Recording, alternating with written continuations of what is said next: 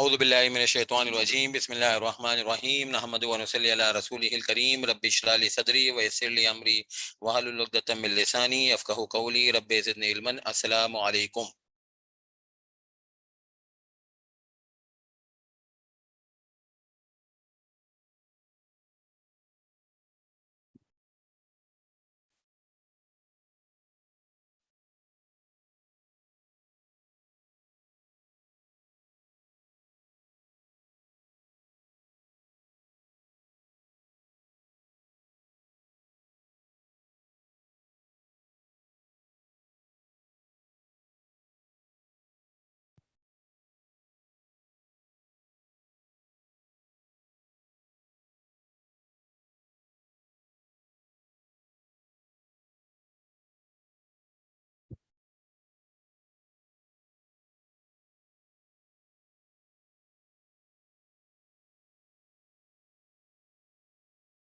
अच्छा जी, पिछली क्लास में हम लोगों ने एक कॉन्सेप्ट ये पढ़ा था कि पार्लियामेंट के बनाए हुए कानूनों के अंदर ये लिखा हुआ होता है बहुत सारे सेक्शंस में कि इसमें भी प्रिस्क्राइब, इसमें भी स्पेसिफाइड उन चीज़ों की जगह पे जो कंसर्न रेगुलेटर होता है कंसर्न लॉ का, जैसे कि कंपनीज एक्ट का रेगुलेटर है एससीसीपी, वो अपनी जो है वो टीम की एफर्ट से डॉक्यूमेंट को जारी करते हैं। और उनको फिर मैंने कहा था कि उसको स्टैट्यूटरी इंस्ट्रूमेंट कहते हैं। और जो है वो उसको ये भी कहा था कि 510 और 512 के तहत एससीसीपी के पास पावर है कि वो circular, notification, directives, prudential regulations, code के नाम से जो है वो स्टैट्यूटरी इंस्ट्रूमेंट भी जारी करें। और मजीद ये कि जब स्टैट्यूटरी इंस्ट्रूमेंट रेगुलेशन के नाम से जारी किया जाएगा तो उसके लिए फिर पब्लिक कमेंट्स भी इनवाइट किए जाएंगे। ये क्या बातचीत मैंने आपसे की थी। अब इसके ऊपर जो है वो थोड़ी सी आज मैं इसके कुछ प्रैक्टिकल अप्रोच के हिसाब से डिस्कस करना चाहूंगा। इसको जिंदगी में कहा जाता है concept of delegated legislation. Legislation बनाने का कानून, फेडरल लेजिस्लेटिव पावर के अंदर जो कानून बनाने का पावर है, काफी मर्तबा बात हो चुकी है, पिछली दो मुसलसल क्लासों में बात हो रही है कि फेडरल गवर्नमेंट का बनाया हुआ कानून टू मीन कि उसके अंदर जो है वो पार्लियामेंट यानी कि जो है वो नेशनल असेंबली, सेनेट या सदर पाकिस्तान मिल के जो है वो कानून को बनाते हैं। पहले अप्रूव होता है, फिर सदर पाकिस्तान से साइन होता है। इसको कहते हैं प्राइमरी लेजिस्लेशन। और प्राइमरी लेजिस्लेशन के अंदर एस में भी प्रिस्क्राइब की बेस पे एससीसीपी जो मुख्तलिफ डॉक्यूमेंट जारी करेगा, जिसको मैंने 510 और 512 नंबर सेक्शन से पढ़ाया था, उसको हम कहेंगे डेलीगेटेड लेजिस्लेशन। डेलीगेटेड लेजिस्लेशन का मतलब ये कि डेलीगेट किया गया पार्लियामेंट की तरफ से एससीसीपी को कि वो SRO, circulars, code, prudential regulation, directives, regulation के नाम से डॉक्यूमेंट को जारी करें। Although the legislator has made the law, यानी कि लेजिस्लेटर यहाँ पे मेरी मुराद है पार्लियामेंट, यानी कि जो है वो नेशनल असेंबली और जो है वो सेनेट और जो है वो सदर Pakistan has made the law, companies act, but the document referred in 510 और 512, जिसको मैं स्टैट्यूटरी इंस्ट्रूमेंट भी पिछली क्लासों में कह चुका हूं, are made by SCCP in pursuance of authority vested in the law.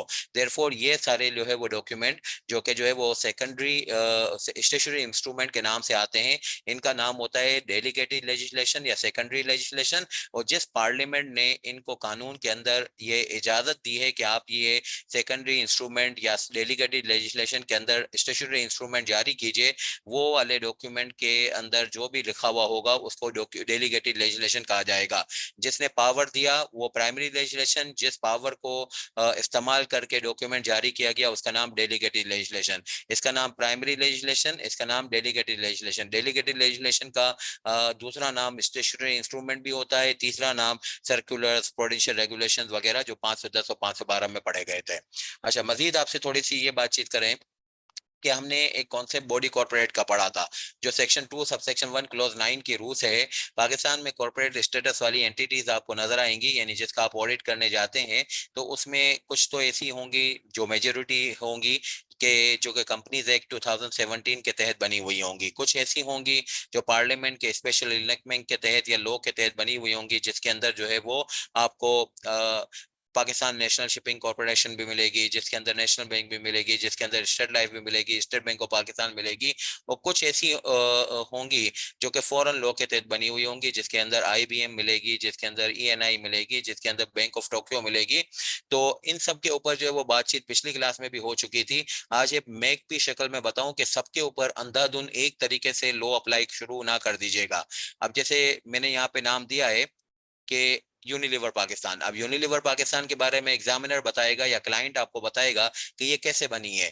ये बनी है कंपनीज एक्ट के तहत, कंपनीज ऑर्डिनेंस 2016 के तहत, कंपनीज ऑर्डिनेंस 1984 के तहत, या कंपनीज एक्ट 1913 के तहत। मैंने आपको पिछली क्लास में समझाया था पाकिस्तान की कॉर्पोरेट लॉ की हिस्ट्री जो है वो 1913 के कानून से शुरू हुई थी, जब पाकिस्तान की आज़ादी यानी कि 1947 में इंडिपेंडेंस डिक्लेयर हुई थी। तो फ्रॉम ऑनवर्ड जो है कायदे आजम के जो है वो हुक्म के ऊपर जो है वो कोई नया कानून हमने नहीं बनाया था कंपनी लॉ का, जो बरे सगीर का कानून था वही ले लिया। फिर इसके बाद 1984 में पहला कानून बना, फिर इसके बाद 2016 में कानून बना जो कि अनफॉर्चुनेटली 120 दिनों के बाद खत्म हो गया था। फिर इस वक्त हमारे पास जो है वो कानून है 2017 का।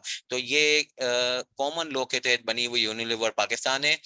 इसको पिछली क्लास में हमने कहा था कि ये कंपनी के डेफिनेशन में शामिल हो गया, तो इसके ऊपर होल लॉ अप्लाई होगा। अगर जो है वो एफबीआर और एससीसीपी की बात करें तो ये तो जो है वो एससीसीपी बना हुआ है एससीसीपी एक्ट 1997 के तहत, एफबीआर बना हुआ है एफबीआर एक्ट 2007 के तहत। तो इनका बनना तो जो है वो बॉडी कॉर्पोरेट इनका जो है वो स्टेटस है, और ये जो है वो कंपनी के तौर पे नहीं बने हुए हैं, ये पार्लियामेंट के स्पेशल एनेक्टमेंट के तहत बने हुए हैं। इनके ऊपर तो हम बिल्कुल भी कंपनीज एक्ट अप्लाई नहीं करेंगे, ऑल्दो ये कॉर्पोरेट स्टेटस कैरी करते हैं। स्टेट लाइफ इंश्योरेंस कॉर्पोरेशन भी जो है वो ऐसी ही इदारा है जो कि स्पेशल एनेक्टमेंट के तहत बने हुए हैं, इनके ऊपर भी हम कंपनीज एक्ट अप्लाई नहीं करेंगे। इनके ऊपर अगर कंपनीज एक्ट इनको अप्लाई करना होता तो ये खुद से जो है वो कंपनीज एक्ट में ही क्यों ना बन जाते, पार्लियामेंट को इतनी जहमत क्यों दी।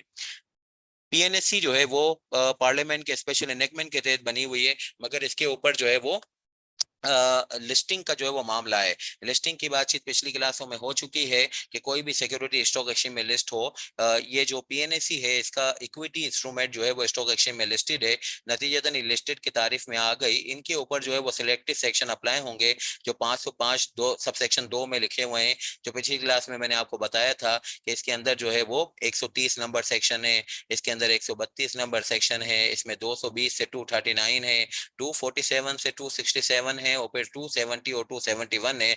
सब्जेक्ट इसके ये हैं कि एनुअल लिस्ट ऑफ मेंबर्स जमा करानी चाहिए, एजीएम करानी चाहिए, और जो है वो अकाउंटिंग रिकॉर्ड्स और फाइनेंशियल स्टेटमेंट बनाने चाहिए, फिर उसका ऑडिट कराना चाहिए, फिर इन्वेस्टिगेशन एससीसीपी आपकी कर सकता है।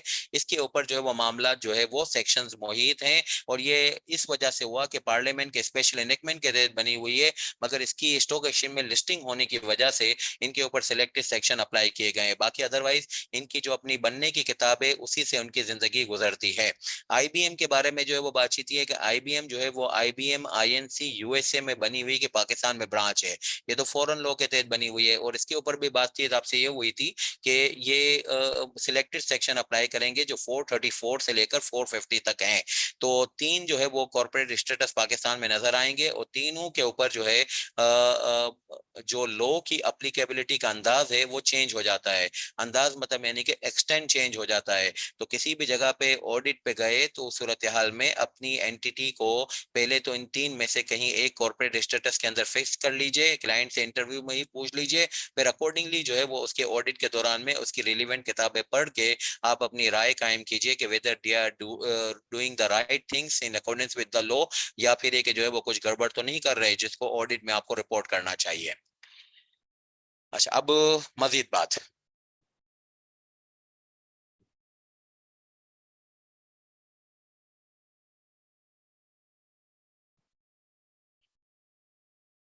अच्छा, ये तो कुछ मैंने आपको पिछली क्लास के सवालात के अंदाज बताए कि how you will go with the technical analysis of your knowledge. एक सवाल पिछली क्लास में भी कराया था। आज ये जो है वो दो बातें मैंने डेलीगेटेड लेजिस्लेशन की और जो है वो एक्सटेंट ऑफ एप्लीकेबिलिटी की एक मैप आपको समझाई। नाउ बात को आगे बढ़ाते हैं। वो ये है कि पाकिस्तान में अगर बिजनेसेस की जो है वो शक्लें, पॉसिबल शक्लें जो देखी जाती हैं माशरे में, वो तीन है। एक सोल प्रोप्राइटरशिप है, एक पार्टनरशिप है और एक कॉर्पोरेट एंटिटी है। हमारी प्रोफेशन की जो बका है, हमारी प्रोफेशन की जो प्रोग्रेस है, वो इस बात के ऊपर डिपेंडेंट है कि मुल्क में ज्यादा से ज्यादा कंपनियां बने। हमारी प्रोफेशन की मेन जो है वो पब्लिसिटी ही इसी बात के ऊपर है कि कंपनियों को ऑडिट कराना पड़ता है। बाकी अदरवाइज हमारी प्रोफेशन के मुतालिक जो है वो स्किल्स या जो टेक्निकल एबिलिटीज हैं, वो तो बेसिकली एसीसीए वालों की भी हैं, आईसीएमपी वालों की भी हैं। और जब ये सब नहीं होते थे तो एक मुंशी या बहरहाल अकाउंटेंट वैसे भी हमारे मुल्क में कॉन्सेप्ट या पूरी दुनिया में कॉन्सेप्ट होता था, या बहरहाल जो इंडिया में भी जो हिंदू बनिया होता था तो वो भी हमसे अच्छा अकाउंटेंट था। हमारे प्रोफेशन को मेन झला बका कहाँ से मिली? कंपनीज एक्ट में, या कंपनीज एक्ट से पहले वाले जो कवानीन थे उसमें एक रिक्वायरमेंट डाली गई कि पाकिस्तान में जो कंपनी होगी उसको एनुअल फाइनेंशियल स्टेटमेंट बनाने हैं और उसका ऑडिट कराना जरूरी है, और ऑडिटर्स के लिए चार्टर्ड अकाउंटेंट होना जरूरी है। तो हमारी प्रोफेशन की मेन जला बका इसके ऊपर है कि कॉर्पोरेट एंटिटीज होनी चाहिए ज्यादा से ज्यादा मुल्क में। मगर अनफॉर्चुनेटली इतने बड़े मुल्क में मतलब दुनिया का पांचवा बड़ा मुल्क है आबादी के लिहाज से, हमारा मुल्क की बातचीत करें तो सबसे पहले जो है वो आ जाता है चाइना, दूसरे नंबर पे इंडिया, तीसरे नंबर पे अमेरिका, चौथे नंबर पे इंडोनेशिया और पांचवें नंबर पे पाकिस्तान माशाल्लाह आबादी के लिहाज से आता है। मगर ये के बहरहाल अभी तक इसमें जो है वो कंपनियां सिर्फ और सिर्फ 1,80,000 हैं। मगर ये के बहरहाल वक्त के साथ साथ देखा जाएगा कि प्रोग्रेस कहाँ जाती है। ज्यादातर इस वक्त मुल्क में सोल प्रोप्राइटरशिप है। ये सोल प्रोप्राइटरशिप जो है वो तादाद में बहुत ज्यादा है। सिर्फ कराची के अंदर आप सोल प्रोप्राइटरशिप देख लोगे तो वो भी जो है वो लाखों में मिलेगी। तो ये तो पूरे मुल्क की कंपनियों की बात कर रहा हूँ कि 1,80,000 है। सबसे ज्यादा सोल प्रोप्राइटरशिप है। दूसरे नंबर पे पार्टनरशिप जो है वो नंबर ऑफ पार्टनरशिप जो है वो है। तीसरे नंबर पे कॉर्पोरेट एंटिटीज हैं। ये तीन जो है वो बेसिकली जो है वो शक्लें हैं बिजनेस करने की। अब तीनों में फर्क क्या है, कोई फैसला कैसे करता है कि मुझे कहाँ जाना चाहिए, ये थोड़ा सा ब्रीफली हम बात करेंगे। बाकी अदरवाइज हमारा सब्जेक्ट तो मेन कॉर्पोरेट एंटिटी है। तो सोल प्रोप्राइटरशिप में सिंगल ओनर बिजनेस होता है, पार्टनरशिप में मल्टी ओनर बिजनेस होता है, कॉर्पोरेट एंटिटी में सिंगल ओनर बिजनेस भी हो सकता है यानी सिंगल मेंबर कंपनी जिसको कहते हैं, या मल्टी ओनर बिजनेस यानी कि जो है वो मल्टी मेंबर कंपनी भी कह सकते हैं। मगर ये के बहरहाल इन दोनों के मुकाबले में इसके अंदर जो खास बात है वो ये है कि इसके अंदर सेपरेट ओनरशिप का कॉन्सेप्ट है। यानी कि कंपनी और कंपनी के मालकान जो है वो एक दूसरे से जुदा होते हैं, जिसको पियर्सिंग ऑफ वेल भी कहते हैं। PIERCING, piercing of well. Well का मतलब होता है पर्दा। पर्दे का जो है वो उसूल होता है अगर कंपनी बनाई जाए अपने बिजनेसेस के लिए। पर्दा का मतलब कि आउटसाइडर्स जो हैं जब ये देखेंगे कि भाई हम किसी कंपनी के साथ कारोबार कर रहे हैं, कोई सौदा कर रहे हैं, कोई खरीद कर रहे हैं, कोई बेच रहे हैं, तो उस सूरत हाल में वो कंपनी के नाम को जानेंगे। ये नहीं देखेंगे कि कंपनी के मालकान कौन है, और ये नहीं देखेंगे कि कंपनी के मैनेजर्स कौन है जो हमारे साथ सौदा कर रहे हैं। कल को खुदा न खास्ता डिलीवरी में इश्यूज आते हैं, कोई क्वालिटी के इश्यूज आते हैं, तो सारा ब्लेम जो है वो कंपनी के ऊपर होगा।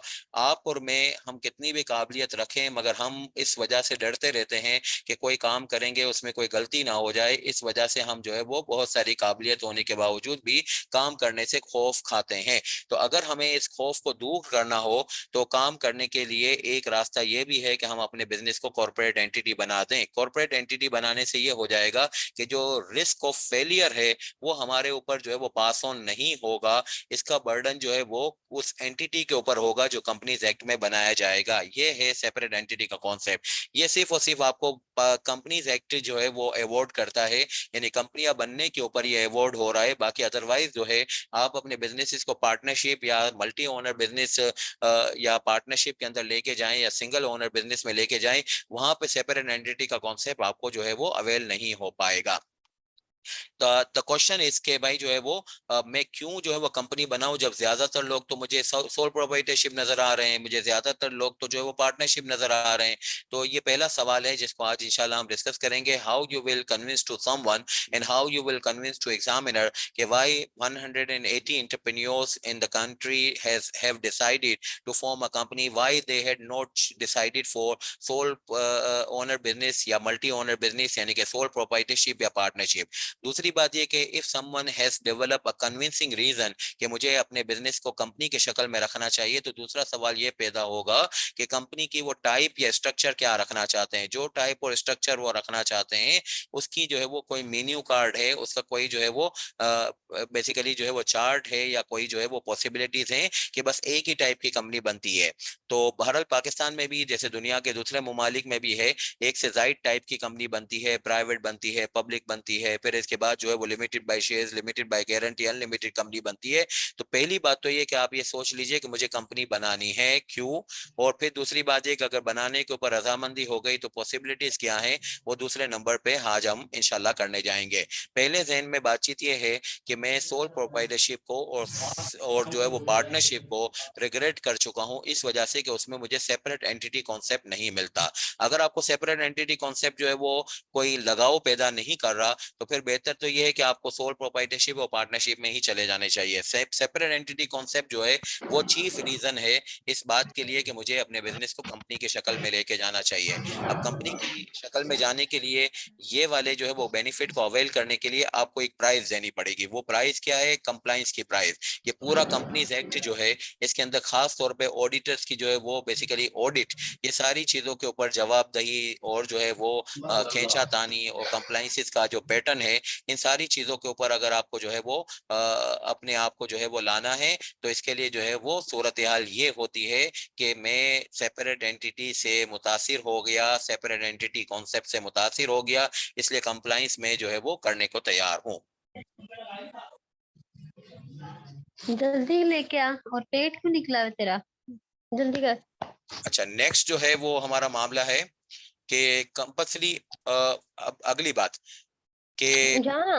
यहाँ पे मैं आपसे ये बात करना चाहूंगा कि नोट नंबर 1, मैं कॉर्पोरेट एंटिटी को क्यों खाता जो है भी वो, यही ऐसे ही बैठ के आ जाता है। सीखे खाएगा चल।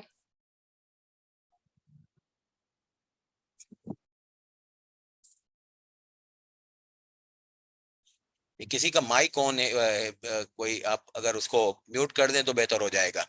किसी का माइक ऑन है। अच्छा, जो हमारी बातचीत हो रही थी ये कि सबसे पहले ये कि आप कंपनी बनाने के ऊपर रागिब क्यों हो रहे हो, सेपरेट एंटिटी का कॉन्सेप्ट क्या है, दूसरी बात ये कि इसकी पॉसिबिलिटीज क्या है, उसके ऊपर मैं लेके आ रहा हूँ।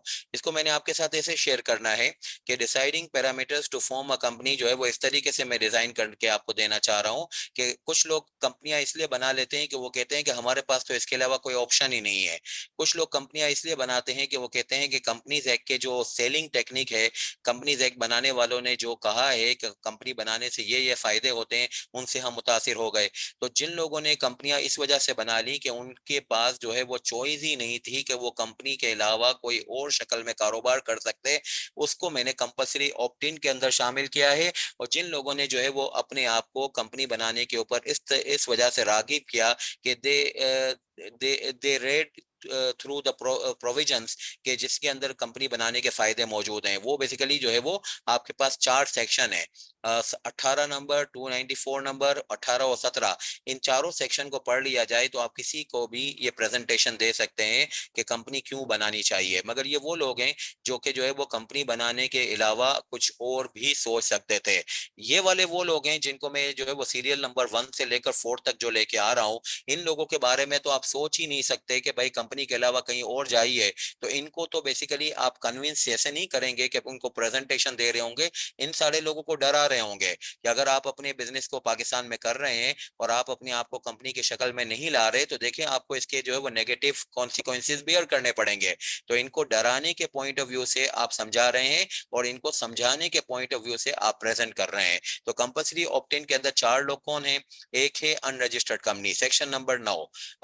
चूंकि ओपन बुक सिनेरियो है तो आपको जो है वो सेक्शन के ऊपर थोड़ा कमांड रखना होगा। सेक्शन के ऊपर कमांड रखेंगे तभी आप एग्जाम में जो है वो पेज को खोल सकेंगे, यानी बैरेक को खोल सकेंगे और अपने आंसर को डिजाइन कर सकेंगे। तो कहीं पे जो है वो आपने जो है वो सेक्शन नंबर जो है वो भूल गए तो बहरहाल आपको फिर जो है वो दिक्कत होगी। इंडेक्स में से जो है वो चीजें ढूंढना वो एग्जाम में काफी कंबरसम हो जाता है, प्रेशर भी होता है। तो जो आपके साथी हैं वो मुझे ऐसे ही बताते रहे कि भाई जो है वो जहाँ पे हमें याद नहीं आ रहा था कि कौन सा सेक्शन है, तो वहां पे उनका ठीक ठाक टाइम जाया हो गया। तो आप शुरू से ही तैयार कर लीजिएगा। आपके साथियों ने आपको भी मशवरा किया होगा, मुझे भी रिपोर्ट किया है कि अगर जो है वो सेक्शन नंबर याद रहते हैं तो काफी हद तक जो है आपका टाइम सेव हो जाता है। तो आप शुरू से तैयार करेंगे और मैं शुरू से मेहनत करूंगा तो काम होगा। सेक्शन नंबर 9 में यह बात लिखी हुई है कि कॉन्सेप्ट होता है अनरजिस्टर्ड कंपनी का। वो अनरजिस्टर्ड कंपनी का कॉन्सेप्ट क्या है कि अगर एक एसोसिएशन हो, पार्टनरशिप हो और एंटिटी हो, लफाजी की है, पार्टनरशिप होगी, शायद कोई भी जो है वो ग्रुप हो, पर्सन होगा जिसमें 20 से जायद अशखास हो और उसमें कोई कारोबार हो, वो कारोबार का मकसद जो है वो नफा कमाना हो, तो इन 20 से जायद अशखास की जमात को हम अनरजिस्टर्ड कंपनी कहेंगे। इनको कंपनीज एक्ट में आके कंपनी बनाना होगा। इंशाल्लाह जैसे मौके पे हम जो है वो सेक्शन 9 में पहुंचेंगे तो वहां पे हम जो है वो फिर से एक गो थ्रू करेंगे इस सेक्शन के अंदर के इसमें और क्या कुछ लिखा हुआ है। इसमें कुछ एक्सेप्शंस भी लिखे हुए हैं, कुछ माफिया भी लिखी हुई हैं। मगर आज की क्लास में मैं जो टॉपिक आपके लिए लाया हूँ वहां से एक सेक्शन नंबर 9 से एक चीज एक्सट्रैक्ट की है, बस वो ये की है, 20 से जायद लोगों की जमात हो, किसी भी नाम से हो, चाहे उसका नाम पार्टनरशिप हो, चाहे कोई एंटिटी हो, कोई जो है वो एसोसिएशन हो, और उसके अंदर कोई बिजनेस हो रहा हो और उसके अंदर जो है वो कोई बिजनेस का मकसद जो है वो नफा कमाना हो, तो इन 20 से जायद अशखास की जमात को पाकिस्तान में बगैर कंपनी बनाए हुए कारोबार करना जुर्म है। इसके ऊपर पेनल्टी भी है और इसके ऊपर और नेगेटिव कॉन्सिक्वेंसेस भी हैं। तो इसको जो है वो जरूर जरूर कंपनी बना लेना चाहिए। तो दिस इज द फर्स्ट डरावा कि मैं क्यों कंपनी बनाऊं। इसलिए बनाऊं कि भाई आपको अनरजिस्टर्ड कंपनी के नाम से जद्दोकोब किया जाएगा। तो क्यों मुझे अनरजिस्टर्ड कंपनी के नाम से जद्दोकोब किया जाएगा? ये कि आप 20 से जायद लोग हो, कारोबार कर रहे हो और कारोबार का काम जो है वो मकसद जो है वो नफा कमाना है। दूसरी बात, पिछली क्लास में बात हुई थी आपसे कि भाई फॉरेन कंपनी वो होती है जो कि पाकिस्तान से बाहर इनकॉर्पोरेट होती है और पाकिस्तान में वो सिर्फ अपनी एक ब्रांच खोल लेती है या कुछ ब्रांचेस खोल लेती है। जैसे सिटी बैंक है, उसने ब्रांचेस खोल ली। आईबीएम पाकिस्तान की बेसिकली जो है वो आईबीएम आईएनसी की ब्रांच है, एक से जायद हैं। बैंक ऑफ टोक्यो पूरे मुल्क में एक ही ब्रांच है। तो बहरहाल एक या एक से जायद ब्रांचेस अगर आप पाकिस्तान में खोलते हो तो ये ब्रांचेस जो है वो फॉरेन कंपनियों की ब्रांचें हैं, तो इनको हम फॉरेन कंपनी के नाम से पुकारते हैं। इनके ऊपर जो है वो अभी अभी बात हुई थोड़ी देर पहले भी वो जो एक्सेल की शीट में कि इनके ऊपर पूरा लॉ अप्लाई नहीं होता, इनके ऊपर लिमिटेड वे में यानी 17 सेक्शन अप्लाई होते हैं। मगर इनको जान नहीं छुड़ाई जा सकती। दे कैन नॉट आर्ग्यू कि हम फॉरेन कंपनी नहीं बनना चाहते। नहीं, आप अगर पाकिस्तान में फॉरेन कंपनी की ब्रांच हैं तो लाजमी तौर पे आप पाकिस्तान में फॉरेन कंपनी कहलाएंगे और आपको 7 सेक्शन फॉलो करने पड़ेंगे। आपके पास ये चॉइस है ही नहीं कि आप सोल प्रोप्राइटरशिप में चले जाएं और पार्टनरशिप में चले जाएं। आपकी फॉरेन कंपनी की पाकिस्तानी ब्रांच जो है या एक से ज्यादा जो ब्रांचेस हैं वो लाजमी तौर पे कंपनीज एक्ट में रजिस्टर्ड होंगी एज अ फॉरेन कंपनी और उनके ऊपर 17 सेक्शन अप्लाई किए जाएंगे। मेंबर्स हैं, ओनर्स हैं, कांतेश, 20 से जायद जो है वो ओनर्स हैं, एम्प्लॉइज नहीं है, ओनर्स हैं। ओनर्स मींस के जो प्रॉफिट शेयरर हैं।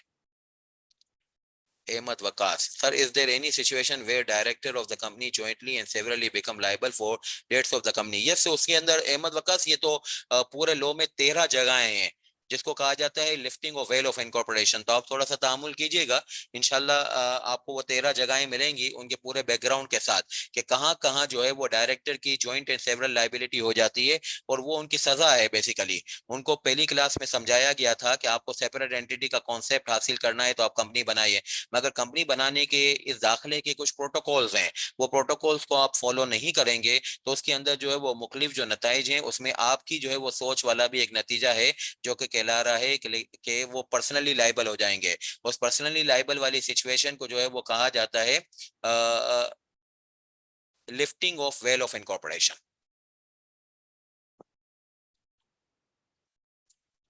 अच्छा, फिर थर्ड नंबर पे जो है वो सूरत हाल ये है कि जो अभी भी थोड़ी देर पहले भी हमने रिवाइज किया कि अगर जो है वो आप पार्लियामेंट के स्पेशल इनेक्टमेंट के तहत बने हुए हो तो लाजमी तौर पे आप पार्लियामेंट के स्पेशल इनेक्टमेंट के तहत बने हुए होगे तो आपकी किताब में सब कुछ लिखा होगा, आपका बनना भी लिखा होगा, आपका चलना भी लिखना होगा, जिंदगी भी लिखी हुई होगी, आपकी आपकी जो है वो खुदा न खास्ता मौत है यानी वाइंडिंग अप वो भी लिखी हुई होगी। आपको कंपनीज एक्ट में आने की जरूरत नहीं होनी चाहिए। मगर अभी थोड़ी देर पहले भी हम पढ़ के आ चुके हैं कि 505 के सब सेक्शन 2 में लिखा हुआ है कि अगर आप जो है वो भले पार्लियामेंट के स्पेशल इनेक्टमेंट के तहत भी बने हुए हो, मगर ये कि अगर आप जो है वो लिस्टेड हो लिस्टेड मैंने बताया कोई भी सिक्योरिटी आपके स्टॉक एक्सचेंज में लिस्ट हो जाए तो उस सूरत हाल में फिर आपके ऊपर जो है वो कंपनीज एक्ट जबरदस्ती अप्लाई होगा।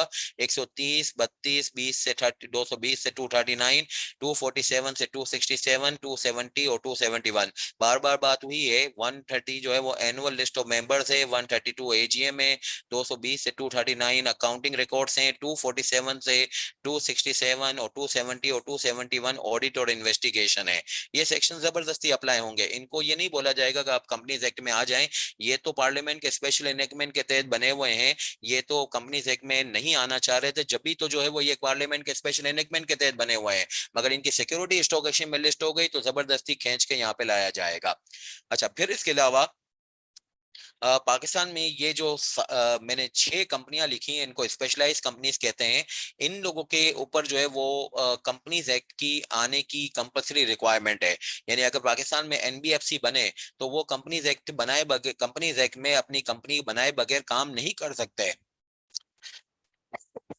एनबीएफसी के तौर पे काम करना होगा, कंपनी बनानी होगी, बैंक होगा, इंश्योरेंस होगा, मुदारबा कंपनी होगी, क्रेडिट रेटिंग कंपनी होगी, सीडीसी होगा। तो शुरू के जो 3 हैं ये तो आपके सिलेबस का पार्ट हैं, बाकी आखिरी के 3 आपके सिलेबस का पार्ट नहीं है। इन तीनों के कवानीन में इंशाल्लाह आप ये पढ़ेंगे कि आपको लिखा हुआ मिलेगा कि भाई आपको कंपनीज एक्ट में आना पड़ेगा, क्योंकि आप जो है वो बिजनेस जो कर रहे हैं उन बिजनेसेस के लिए जो रिलेवेंट कवानीन मौजूद हैं, जिसको हम कहते हैं गवर्निंग लॉज, उसके अंदर ये लिखा हुआ है कि कंपनी बनाए बगैर आपका चारा नहीं है।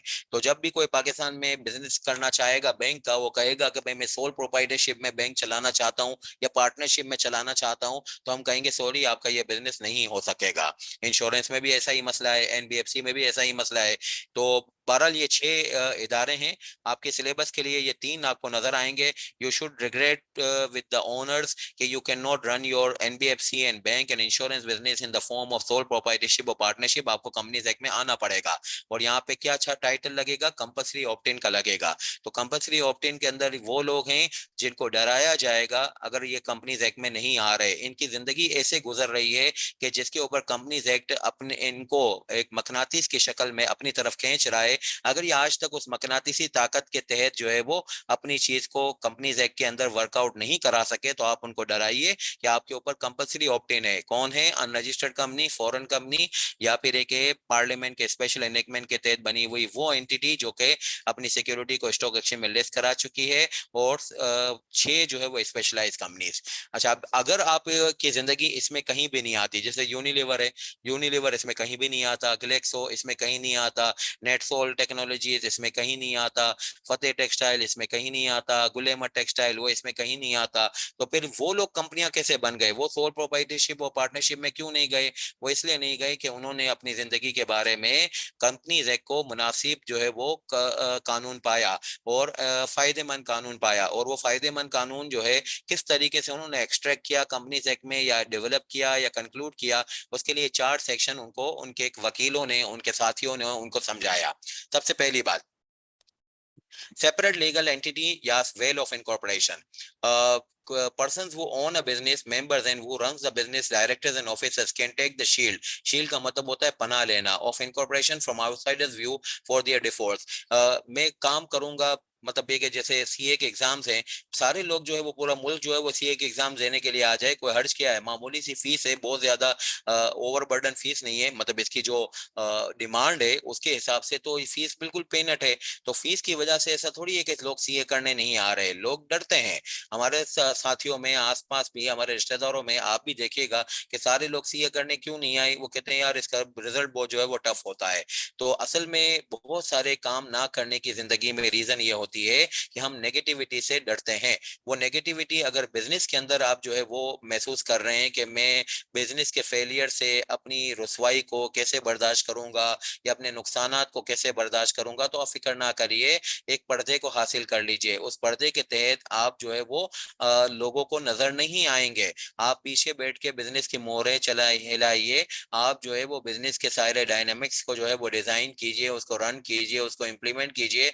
आपकी जो है वो कामयाबी आपको पूरा फायदा देगी, मगर खुदा न खास्ता आपके फॉल्ट्स हो जाते हैं तो आपको जो है वो पर्दे का सहारा हासिल है, no one will blame you. ये क्या कहलाती है? ये सेपरेट एंटिटी या वेल ऑफ इनकॉर्पोरेशन कहलाता है। मगर अभी किसी ने सवाल पूछा था कि भाई जो है वो बाज औकात जो है वो वेल यानी कि डायरेक्टर जो है वो पर्सनली रेस्पॉन्सिबल हो जाते हैं कंपनीज की या बिजनेस की लाइबिलिटीज के लिए, तो वो क्या सूरत हाल होती है? उसको कहते हैं lifting of well of incorporation, यानी कि इनकॉर्पोरेशन का जो पर्दा है जिसकी बेस के ऊपर आप जो है वो शेयर बने हुए हैं कि मेरे गलती से मुझे कोई ब्लेम नहीं करेगा क्योंकि मैं नाम कंपनी का इस्तेमाल कर रहा हूं, वो सारी चीजें जो है वो आपके गले पड़ेंगी अगर जो है वो 13 मकामात कंपनीज एक्ट में हैं उनके ऊपर अगर आपने जो है वो अपने आप को कारबंद नहीं किया, तो उस केस में ये होगा कि आपकी जॉइंट एंड सेवरल लाइबिलिटीज आ जाती है उन कामों के लिए जिन कामों के लिए अदरवाइज आप इस गुमान में थे कि मेरा फॉल्ट हुआ तो भी मेरी कोई जिम्मेदारी नहीं। वन ऑफ सच गुमान, वन ऑफ सच जो है वो lifting of veil is in section number 24। Section 24 में लिखा हुआ है कि if you are signing a contract on behalf of the company and there is the obligation with in the contract, तो आप जो है वो अगर उस कॉन्ट्रैक्ट को साइन करते वक्त कंपनी का नाम मेंशन नहीं करते, यानी you are not disclosing the name of the company to the third party and you should represent yourself कि मैं तो एक जो है वो एजेंट हूँ, मैं तो ऑफिसर हूँ, मैं तो डायरेक्टर हूँ, अदरवाइज रियल जो है वो obligation and real beneficiary of the contract तो जो है वो कंपनी है। ये जो है वो अगर आप मेंशन करना भूल गए, यानी कि कंपनी को मालिक नहीं ठहराया कॉन्ट्रैक्टर के अंदर, कॉन्ट्रैक्ट के अंदर, तो उस सूरत हाल में ये हुआ कि थर्ड पार्टी जो है वो आपके ऊपर पर्सनल लाइबिलिटी इन्वोक करेगी कॉन्ट्रैक्ट की जिम्मेदारियों की। कॉन्ट्रैक्ट के अंदर अगर कोई गुड्स डिलीवर करने हैं तो वो आपकी जिम्मेदारी, लोन का कॉन्ट्रैक्ट है उसके अंदर लोन की रीपेमेंट की बारी आई तो आपकी पर्सनल जिम्मेदारी। अरे ये क्या हो गया, आपने तो मुझे कहा था, सर ने कहा था कि भाई जो है वो पर्सनल लाइबिलिटी को अगर अवॉइड करना चाहते हो, सारे काम कंपनी के ऊपर डालना चाहते हो, तो उस सूरत हाल में कंपनी बना लो। मैंने तो बनाई इसीलिए थी कंपनी, मगर आपने फिर जो है वो ऐसा क्यों नहीं किया कि एक अच्छे तरीके से पूरा कंपनी लो पढ़ते, वो 13 मकामात को एक कहीं जगह पे कंपाइल कर लेते, उनको जो है वो जिंदगी में आने नहीं देते। वन ऑफ सच थिंग जो है वो ये है जो मैंने अभी आपको बताई, why you have signed a contract on behalf of the company, and if you have signed the contract on behalf of the company, why you have not disclosed the name of the company in the contract as a person responsible for the contract। ये दो में से कोई एक गलती कर दी, अगर आप कॉन्ट्रैक्ट साइन ही नहीं कर रहे कंपनी के बिहाफ पे कोई बात नहीं है, अगर साइन कर रहे हैं तो फिर कंपनी का नाम जरूर डालें, वरना क्या होगा, लिफ्टिंग ऑफ वेल एप्लीकेबल हो जाएगा। तो इससे 13 मकामात है टोटल। आज की क्लास में एक मकसद, एक जो है वो सिचुएशन बताई है। अच्छा, यही बात जो है वो खोल खोल के लो ने इस पॉइंट को सेल करना था, तो उन्होंने फर्दर जो है वो इसको एक्सप्लेन करने के लिए इसको डिफरेंट डायनामिक से एक्सप्लेन किया है। दूसरा एक्सप्लेनेशन इस तरीके से, लिमिटेड लाइबिलिटी ऑफ मेंबर्स। जी बिल्कुल अली रजा, मैंने अभी थोड़ी देर पहले आपसे बात की थी कि खाली ऑडिट और अकाउंटिंग नहीं, और इसके ऊपर 3 एक्सेप्शन है। अगर आपके पास एक्ट हो तो सामने खोल के देखिएगा, उसमें जो है वो जॉइंट फैमिली बिजनेस भी है, उसके अंदर partnership of joint family business भी है, और इसमें आपने जो ऑडिट और अकाउंटिंग और लॉ पार्टनरशिप वगैरह की बात की है उसके ऊपर भी है। बिल्कुल जो है वो है, फर्गुसन के पार्टनर 20 से जायद हैं, but they have united their business on the basis of partnership law. They have not arranged their business under the corporate law. Why? Because of the reason they have availed the exemption. How they can avail the exemption, इंशाल्लाह उसको आज की class में उधार रखते हैं। आज की क्लास में हमारा पॉइंट ये है कि हम कंपनी क्यों बना रहे हैं, बाकी अदरवाइज जो है वो हर एक सेक्शन के जो डिफरेंट डायनामिक्स हैं वो इंशाल्लाह जगह पे देख लिया जाएगा।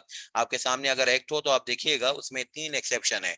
One is joint family business, another one is the partnership of joint family business, and the third one you are quoting in the chat box. अच्छा, limited liability of members, this is the second benefit. मैं तो बहरहाल इसको ऐसे ही समझता हूं कि ये तो पहले बेनिफिट का रेप्लिकेशन है, मगर दूसरे अल्फाजों में, all the liabilities and obligation contracted in the name of the company will be discharged by the company। Of course separate entity का concept ही होता है कि जितनी भी liabilities होंगी कंपनी की किताबों में वो कंपनी के एसेट से पे की जाएंगी। Members will not be required to contribute in the assets of the company for the purpose of enabling the company to discharge the liabilities। If there will be some shortfall in the assets for the repayment to the creditors or statutory obligation, तो उस सूरत हाल में मेरी जिम्मेदारी नहीं होगी। Member कहने लगा, owner कहने लगा कि मैं अपनी जिंदगी के जो जाती मेरे वसाइल हैं उसको मैं बिजनेस के अलग रखना चाहता हूं। तो भाई आप सेपरेट एंटिटी वाली एंटिटी बनाइए, यानी कि कंपनी बनाइए, उसमें सेपरेट एंटिटी के कॉन्सेप्ट को हम फर्दर एक्सफोल्ड कर रहे हैं, फर्दर एक्सप्लेन कर रहे हैं कि वहां पे आपकी लाइबिलिटी लिमिटेड होती है। मगर जैसे ऊपर वाले में एक चीज डराई गई थी, यहाँ पे भी डराई गई है या समझाई गई है, वो ये है कि exceptionally depending upon the structure of the company and as specified under the ordinance. इंशाल्लाह अभी जो है वो थोड़ी देर में हम वहां पे पहुंच भी जाते हैं। एक होती है कंपनी लिमिटेड बाय गारंटी। अब लिमिटेड बाय गारंटी अगर कंपनी होगी तो उसके अंदर मेंबर को गारंटी अमाउंट एक लिखना पड़ता है जब कंपनी की फॉर्मेशन वो कर रहा होता है। अपने नाम के आगे, अपने सिग्नेचर के आगे वो गारंटी का अमाउंट लिखता है। अगर कंपनी वाइंडिंग अप में चली जाती है और एसेट्स की कमी हो जाती है लाइबिलिटीज को पे करने के लिए, तो उसको वो गारंटी अमाउंट कंट्रीब्यूट करना पड़ता है। तो वो गारंटी अमाउंट जो कंट्रीब्यूट करेगा वो क्या है, वो लिमिटेड लाइबिलिटी का एक्सेप्शन है। Members may require to contribute a specified amount in assets of the company in order to enable the company to discharge its liabilities and obligation. तीसरा जो है वो बेनिफिट, अगेन मैं ये कहूंगा this is the replica of the benefit, मगर ये के बहरहाल इसको 18 और 17 में जो है वो इस तरीके से एक्सप्लेन किया है कि incoming and outgoing of the members will not affect the constitution and its continuity. देखिए पार्टनरशिप में एक बहुत बड़ा झंझट है। अगर जो है वो पार्टनरशिप में एक पार्टनर जाता है तो उसके लिए फिर पार्टनर्स की जो है वो जो रिमेनिंग पार्टनर्स होते हैं उनको दोबारा से पार्टनरशिप डीड को रजिस्टर कराना पड़ता है। यानी अफेक्टिवली पार्टनरशिप लॉ की बेस पे एक पार्टनर के भी जाने के ऊपर या इंतकाल करने के ऊपर पार्टनरशिप डिसॉल्व हो जाती है। वो इससे कि उसकी जो है वो पार्टनरशिप डीड की वैलिडिटी नहीं रहती है और इसको दोबारा से रीफ्रेम करना पड़ता है। यानी बिल्कुल ऐसे ही रीफ्रेम करना पड़ता है जैसे नई पार्टनरशिप बना रहे हो। इसी तरीके से जो है वो एक नया पार्टनर ऐड होता है, तो ऐड होने के लिए भी अफेक्टिवली आपके कॉन्स्टिट्यूशन में चेंज आता है, पार्टनरशिप डीड दोबारा बनती है, क्योंकि नए पार्टनर की कैपिटल कंट्रीब्यूशन के लिए बिजनेस को रीवैल्यू करना पड़ता है। रीवैल्यू करने के बाद उसकी बेसिस पे उसका जो है वो परसेंटेज शेयर डिटरमाइन किया जाता है। तो एज अ रिजल्ट जो है वो ये सारा झंझट है और इसके ऊपर जो है वो लोग काफी उकताहट महसूस करते हैं, जहां पे जो है वो बार बार मेंबर्स का आना और जाना लगा रहता है, यानी पार्टनर्स का आना लगा जाना लगा रहता है। अच्छा, फिर इसके बाद जो है पार्टनरशिप लॉ और शोल प्रोप्राइटरशिप के ऊपर तो बहरहाल कोई लॉ ही नहीं है, वो बहुत वेग से हैं सिचुएशन। जब उस सूरत हाल में जब किसी ओनर का इंतकाल हो जाता है, बहुत सारे बिजनेसेस पाकिस्तान में आपको नजर आएंगे जो सोल प्रोप्राइटरशिप में थे और इंतकाल होने पे सोल प्रोप्राइटर के इंतकाल होने के ऊपर वारिसों के दरमियान में बिखर गया और वो बिजनेस जो है वो बंद ही हो गया, क्योंकि यही समझ नहीं पड़ रही थी कि अब असल ओनर इसका कौन है। वो विरसो वरासत में और जो है वो इनहेरिटेंस में तकसीमों के इतने मसले उलझे कि उसके ऊपर ये हुआ कि बहरहाल जो है वो बिजनेस का सत्यानाश हो गया। इसी तरीके से पार्टनरशिप बिजनेस में होता है कि एक पार्टनर का इंतकाल हो गया, अब वो जो पार्टनर का जो लीगल हियर्स हैं वो पार्टनर बनना चाहता है, उसको आने नहीं देंगे दूसरे पार्टनर। वो कहते हैं कि आप तो बहुत यंग हैं, आप हमारे साथ सूट नहीं करेंगे, आप शेयर ले लें। वो कहता है कि मैं शेयर जो है वो इतना तो नहीं, इतना लेना चाहता हूँ। अब इस चक्करों में एक लीगल बैटल शुरू हो गई, वो मामला जो है वो बहरहाल इधर का उधर हो जाएगा, बिजनेस अपनी जगह पे जो है वो हो ही नहीं पाएगा, सारे जो है वो लीगल बैटल्स में इन्वॉल्व हो जाएंगे। कंपनीज एक्ट में इस इशू को बहुत अच्छे तरीके से एड्रेस किया गया है कि अगर कोई मेंबर जो है वो इंतकाल करता है तो उसकी जो है वो लीगल हियरशिप जो है वो बहुत आसानी से इम्प्लीमेंट हो जाती है। यानी उसके अंदर कोई लंबी चौड़ी जो है वो तारीफ है और जो है वो उसके ऊपर कोई लंबी चौड़ी डॉक्यूमेंटेशन भी नहीं है। सिंपल सा सिर्फ एक सेक्शन है, 79 नंबर सेक्शन। लास्ट अटेम्प्ट में उसके ऊपर सवाल भी आ गया था, तो 79 नंबर सेक्शन के अंदर ये सारी विरासत के मसले हल हो जाते हैं। कोई कभी आपको किसी कंपनी का मेंबर इस बात के ऊपर परेशान होता हुआ नजर नहीं आएगा कि मेरे बाद मेरी शेयर होल्डिंग का क्या होगा। मोर ओवर, ये तो इंतकाल की बात बताई, इसके अलावा ये भी होता है कि भाई जो है वो मेंबर्स का आना जाना तो बिल्कुल रेगुलर बेसिस पे लगा रहता है, खास तौर पे जब जो है वो लिस्टेड कंपनी हो। रोज हजारों की तादाद में नए मेंबर बनते हैं, पुराने मेंबर अपना एग्जिट ले रहे होते हैं, इसको कहते हैं incoming and outgoing of the members. तो ये पार्टनरशिप में और सोल प्रोप्राइटरशिप में तो ये पॉसिबल होता नहीं है, इसके लिए तो बहुत मुसीबतें हो जाती हैं पार्टनरशिप में। तो ये सारी चीजें जो है वो कंपनीज एक्ट में बहुत आसानी से निप जाएं, इसके ऊपर जो है वो अगेन जो है वो बहुत आसान सा एक सेक्शन सेक्शन उन्होंने जो है वो रखा है 74 नंबर, जिसके अंदर जो है वो ट्रांसफरेबिलिटी को इन्होंने मैकेनाइज कर दिया है, ट्रांसफरेबिलिटी ऑफ मेंबरशिप को बहुत अच्छे तरीके से मैकेनाइज कर दिया है। तो 74 और 79 ये दो सेक्शन ऐसे हैं जिसके अंदर ये कॉन्सेप्ट जो है वो उजागर हो जाता है, जो मैं यहाँ पे आपको बता रहा हूँ। परपेचुअल सक्सेशन, परपेचुअल सक्सेशन का मतलब ये कि हमेशा जारी रहने वाली मिल्कियत। पार्टनरशिप में और सोल प्रोप्राइटरशिप में खतरा लगा रहता है कि मेरे बाद मेरी एम्पायर का क्या होगा। यहाँ पे खतरे को एड्रेस किया गया है, परपेचुअलिटी को ऐलान किया जा रहा है, इसके प्रोसीजर्स इंशाल्लाह जगह पे आ जाएंगे। मगर एक बहरहाल कॉन्सेप्ट आज की क्लास में आप लेके जाइए कि incoming and outgoing of the members will not affect the constitution and its continuity. Company will be continued as a separate legal entity जब तक कि वो वाइंड अप और डिसॉल्व ना हो जाए। The memorandum and article shall when registered bind the company and the members thereof as to the same extent as if they respectively had been signed by each member।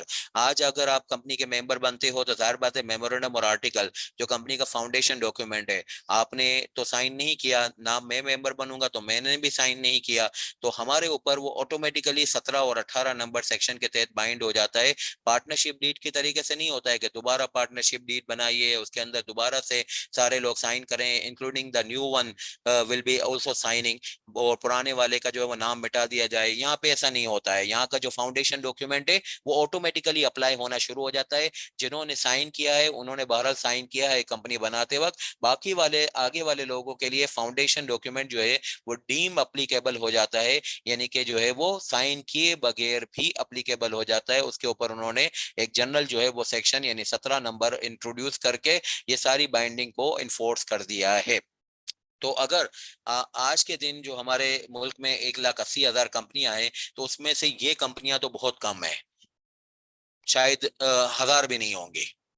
बाकी सारी कंपनियां जो हैं वो इसी पॉइंट्स के ऊपर जो है वो अपने आप को कन्विंस करके बैठी हुई हैं कि हम जो है वो कंपनी क्यों बनाएं। नंबर 1 जो है वो सेपरेट एंटिटी, नंबर 2 जो है वो limited liability of members, number 3 जो है वो परपेचुअल सक्सेशन। ये जो है वो तीनों नामों को अगर जो है वो कंबाइन करके भी बोला जाए तो इसके अंदर ये सारी चीजें कवर हो जाती हैं। सेपरेट लीगल एंटिटी, कंपनी और कंपनी के ओनर्स एक दूसरे से जुदा हो गए तो जाहिर बात है ये ऑटोमेटिक बेनिफिट आ जाएगा। अगर लाइबिलिटीज भी मेरी जिम्मेदारी नहीं है, बिजनेस को ट्रांसफर करने की भी मेरी जिम्मेदारी नहीं है, ये सारी चीजें खुद ब खुद जो है वो ऑटोमाइज हो जाएंगी। मगर बहरहाल एग्जाम के लिए लिखने के लिए आप 3 पॉइंट लिखिएगा, separate legal entity, limited liability of members और परपेचुअल सक्सेशन, और इनके सेक्शन नंबर मैंने आपको ये बताए। नेक्स्ट जो है वो बातचीत कि अगर जो है वो आप कंपनी बनाने के ऊपर आज की क्लास में मुत्तफिक हो गए कि मुझे कंपनी बनानी चाहिए, तो कंपनी कितनी टाइप की होगी और इसके अंदर कितने स्ट्रक्चर पॉसिबल हैं, वो इस तरीके से है कि प्राइवेट लिमिटेड कंपनी और पब्लिक लिमिटेड कंपनी, ये दो टाइप की कंपनियां हैं। सेक्शन 2 सब सेक्शन 1 क्लॉज 49 में प्राइवेट कंपनी की तारीफ है। पब्लिक कंपनी की तारीफ जो है वो ऐसे है कि जो प्राइवेट कंपनी प्रूफ ना हो सके वो पब्लिक कंपनी होती है। तो प्राइवेट कंपनी कौन सी होती है? ये एक ऐसी कंपनी होती है जिसके आर्टिकल में ये बात लिखी हुई होती है, यानी कि the demarcation point between the private company and the public company will always be determined with reference to the constitution document which is called articles of association। तो articles of association जो है वो बेसिकली मयार का जाविया होता है कि भाई कंपनी प्राइवेट है कि पब्लिक है। तो आर्टिकल में क्या लिखा हुआ होगा, ये बात लिखी हुई होगी। पहली बात, इसमें रेस्ट्रिक्शन होगी किस बात के ऊपर? इसके शेयर्स की ट्रांसफर के ऊपर। दूसरी बात, limits the number of members to 50, और इसके मेंबर्स की तादाद जो है वो 50 से जायद नहीं होगी। अच्छा, जो लोग जो है वो एम्प्लॉयमेंट में हैं वो बहरहाल इस 50 में नहीं गिने जाएंगे। prohibits any invitation to public to subscribe for the shares if any or debentures of redeemable capital of the company।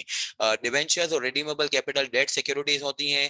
Debentures जो है वो कन्वेंशनल जो है वो डेट सिक्योरिटी होती है। रिडीमेबल कैपिटल जो है वो इस्लामिक या शरिया कंप्लाइंट डेट सिक्योरिटी होती है। शेयर्स तो आप लोगों को मालूम है इक्विटी इंस्ट्रूमेंट है।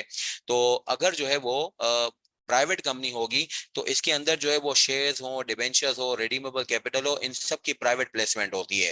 ये पब्लिकली ऑफर नहीं होते। पब्लिकली ऑफर करना जो है वो सिर्फ पब्लिक कंपनी में पॉसिबल होता है। यानी कि अगर आपको मैं पिछली क्लास की जो है वो बातचीत करूं तो सेक्शन 2 सबसेक्शन 1 क्लॉज 38 में आपने लिस्टेड कंपनी की तारीफ पढ़ी थी और उसके अंदर आपने ये पढ़ा था कि लिस्टेड कंपनी हमेशा पब्लिक कंपनी होगी। आज की क्लास में मजीद वजाहत हो गई कि भाई जो है वो पब्लिक कंपनी बनने के लिए, लिस्टेड कंपनी बनने के लिए आपको जो है वो लाजमी तौर पे पब्लिक ऑफरिंग करनी पड़ेगी। तो प्राइवेट कंपनी तो जो है वो पब्लिक ऑफरिंग ही नहीं कर सकती है, तो वो कैसे जो है वो लिस्टिंग पे जा सकती है। इसीलिए तो लिस्टेड कंपनी की तारीफ में प्राइवेट कंपनी को शामिल नहीं किया गया। तो इसके आर्टिकल में 3 बातें लिखी हुई होंगी। पहली बात है रेस्ट्रिक्शन, दूसरी बात है लिमिटिंग, तीसरी बात है प्रोहिबिशन। ये 3 चीजें, restriction, limitation, prohibition. Restriction, limitation, prohibition.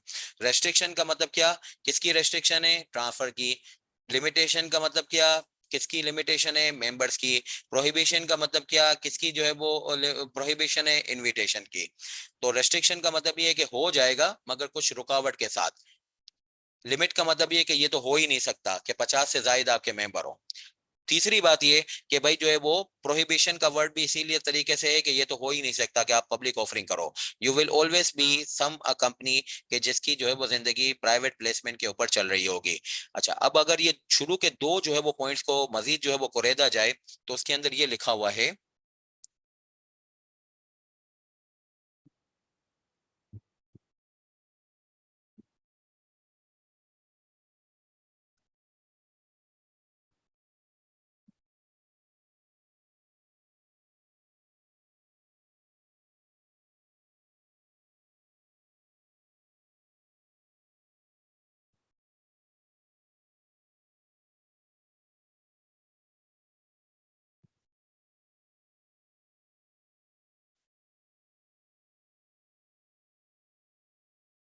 अगर मजीद बात की जाए तो ये है कि शेयर्स की ट्रांसफरेबिलिटी के ऊपर रेस्ट्रिक्शन है। अब रेस्ट्रिक्शन कहाँ लिखी हुई होगी, आर्टिकल में लिखी हुई होगी। मगर आर्टिकल में जो रेस्ट्रिक्शन लिखिएगा उसमें इस रेस्ट्रिक्शन को जो कि एक्ट में लिखी हुई है उसको जो है वो इज्जत दीजिएगा, उसको जो है वो बाला कीजिएगा, उसको फॉलो जरूर कीजिएगा। कुछ और लिखना हो तो मजीद लिख दीजिएगा, मगर ये रेस्ट्रिक्शन तो जो है वो फॉलो की ही जाएगी। कौन सी रेस्ट्रिक्शन, जो एक्ट में लिखी हुई है। जब एक्ट को पूरा हम ढूंढते हैं तो वहां पे पेज सेक्शन नंबर 76 में ये रेस्ट्रिक्शन हमें नजर आ जाती है। मजीद ये कि सेक्शन नंबर 76 में ये कहा गया है कि हमें रेगुलेशन नंबर 13 को भी फॉलो करना पड़ेगा। कौन सी रेगुलेशन 13, जिसको कहा जाता है company general provision and form regulation 2018 का रेगुलेशन 13। जो सिलेबस समझाते वक्त मैंने बताया था कि व्हाट टू डू जो कंपनीज एक्ट में हो उसके हाउ टू डू के लिए हमें company general provision and form regulation को फॉलो करना पड़ता है। इसको एग्जाम में इस नाम से भी पुकारा जाता है, ये वाले कॉन्सेप्ट को, कॉन्सेप्ट ऑफ फ्रोड। फ्रोड का मतलब होता है फर्स्ट राइट ऑफ रिफ्यूजल। जैसे कि रेस्ट्रिक्शन क्या है, जो भी आर्टिकल में आपने लिखी, मगर एक चीज जो है वो जरूर फॉलो कीजिएगा, जो एक्ट की रेस्ट्रिक्शन है वो क्या है, फ्रोड। फ्रोड का मतलब क्या, कि अगर कोई मेंबर अपनी शेयर किसी को सेल करना चाहता है, ट्रांसफर करना चाहता है, तो वो क्या करेगा, पहले जो है वो फर्स्ट राइट ऑफ रिफ्यूजल देगा। किसको देगा, मौजूदा मेंबर्स को। अगर मौजूदा मेंबर्स इसकी शेयर होल्डिंग लेने को तैयार हो जाते हैं तो ये आउटसाइडर्स को सेल ना करे। मौजूदा मेंबर्स अगर इसकी शेयर होल्डिंग को लेने को तैयार नहीं होते तो फिर ये आउटसाइडर्स को सेल कर सकता है। और आउटसाइडर्स को सेल करने के लिए क्या प्रोसीजर वगैरह फॉलो करेगा और मौजूदा मेंबर्स के पास जाने के लिए क्या तरीकाकार फॉलो करेगा, उसके लिए रेगुलेशन 13 भी आपकी रहनुमाई करेंगे। अच्छा, दूसरे नंबर पॉइंट के ऊपर भी इन्होंने एक एक्सेप्शन का जो है वो तस्करा किया है। वो तस्करा ये है कि अगर आप 50 से ज्यादा मेंबर हो जाते हैं और आप कहते हैं कि भाई मैं वायलेशन में ना हो, तो आप ये करिएगा कि 50 से जायद के जो मेंबर्स हैं उसको आप एम्प्लॉयमेंट में कवर कर दें। अगर कोई मेंबर जो है वो एम्प्लॉयमेंट में कवर होगा तो उस सूरत हाल में उसकी मेंबरशिप 50 की गिनती में नहीं गिनी जाएगी। 50 की गिनती में जो है वो मेंबर्स जो है वो ही वाले गिने जाएंगे जो कंपनी की एम्प्लॉयमेंट में ना हो। यानी कि अगर कोई एम्प्लॉय बन जाता है साथ साथ तो फिर 50 की तादाद को जो है वो वर्कआउट करने के लिए उस मेंबर को नहीं गिना जाता। मजीद जो है वो 50 की तादाद में आपको ये भी मामला जो है वो मदद देगा कि अगर कभी ज्वाइंट शेयर होल्डिंग होती है कंपनी के अंदर,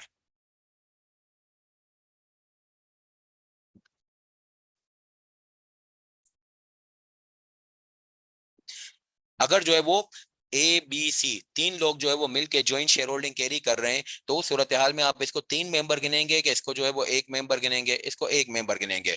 50 की तादाद की गिनती के लिए आपको 3 मेंबर नहीं गिनने, ज्वाइंट शेयर होल्डिंग में एक को गिनना है। 4 भी हो 5 भी हो ज्वाइंट शेयर होल्डर, जितने भी एग्जाम में दे रहा हो उसको एक गिनिएगा। ज्वाइंट शेयर होल्डर को एक गिनेंगे, एम्प्लॉयमेंट वाले मेंबर को एम्प्लॉयमेंट की वजह से 50 की तादाद में नहीं गिनेंगे।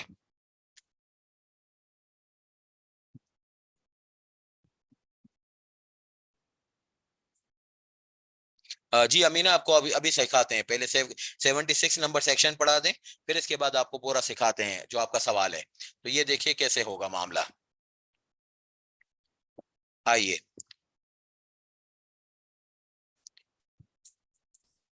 कंपनीज एक्ट के सेक्शन 76 पे लेके जा रहा हूं आपको।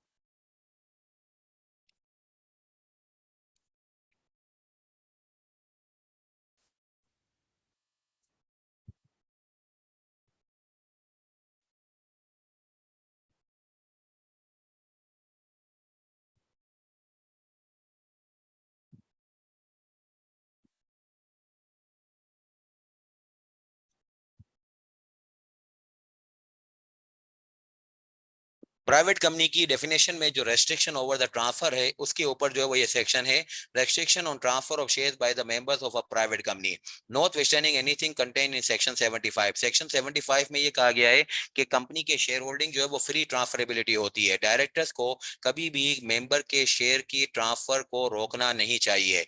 मेंबर की शेयर की ट्रांसफर को रोकना परपेचुअल सक्सेशन के ऊपर आंच आ जाएगी। परपेचुअल सक्सेशन का कॉन्सेप्ट सेल नहीं हो पाएगा। तो आप कभी भी ये शेयर की ट्रांसफरेबिलिटी के ऊपर रिफ्यूज ना कीजिएगा। डायरेक्टर को समझा रहे हैं, मगर ये क्या सूरत हाल ये होगी कि ये वाली जो तराना था कि भाई जो है वो ट्रांसफर के ऊपर रेस्ट्रिक्शन डायरेक्टर ना लगाएं, इस चीज को हम ओवरराइड कर रहे हैं। Not withstanding anything contain in section 75 a member, यानी फ्री ट्रांसफर को हम अवॉइड कर रहे हैं।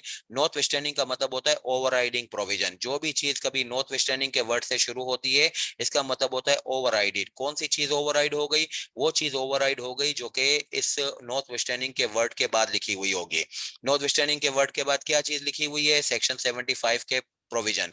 सेक्शन 75 के प्रोविजन क्या है? Free transferability of the shares. ये ओवरराइड हो गए सेक्शन 76 के through. A member of a private company desirous of selling any shares held by him shall intimate. Shall का मतलब हुआ मैंडेटरी, शल के हो तो इसका मतलब है जरूरी है ये। Intimate to the board of his intention through a notice. सबसे पहले वो बोर्ड ऑफ डायरेक्टर्स को अपना इरादा जाहिर करे कि भाई जो है वो मैं अपनी शेयर होल्डिंग को सेल करना चाहता हूँ। On receipt of such notice, the board shall within a period of 10 days, board of directors again जो है वो इसके ऊपर शल की वजह से जरूर जरूर ये काम करेंगे कि वो 10 दिनों के अंदर अंदर शेयर को सेल करने के बारे में तमाम मेंबर्स को ऑफर करेंगे कि आपका एक साथी आपसे जुदा होना चाह रहा है और हम आपको उनकी शेयर होल्डिंग खरीदने का जो है वो इजाजत देते हैं और खरीदने की आपको तरगीब देते हैं, आप उनसे खरीद लीजिए। हम आपको ऑफर बना के दे रहे हैं, ये बोर्ड ऑफ डायरेक्टर्स कह रहे हैं। 10 दिनों के अंदर अंदर कह रहे हैं। किसको कह रहे हैं? रिमेनिंग मेंबर्स को कह रहे हैं। और किस प्रोपोर्शन में कह रहे हैं? In proportion to their existing holding.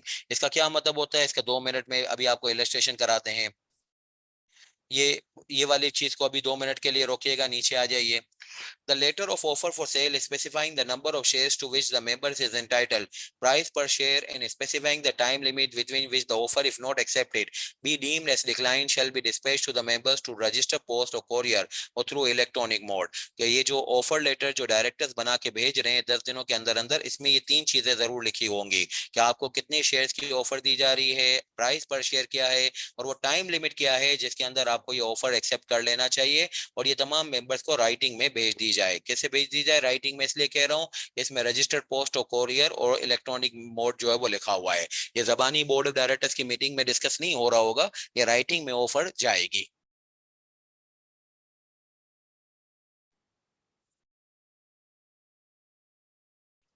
अच्छा, फिर if the whole or any part of the shares offered is decline or is not taken, the board may offer such shares. अब यहाँ पे है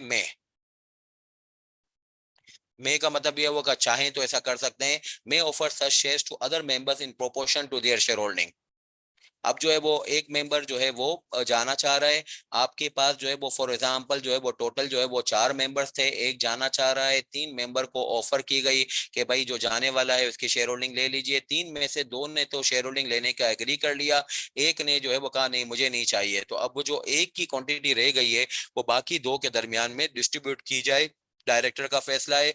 नहीं डिस्ट्रीब्यूट करना चाहते तो सेलिंग मेंबर को कह दे कि भाई ये नहीं लेना चाहते, इसकी क्वांटिटी को तुम्हें जो करना है करो।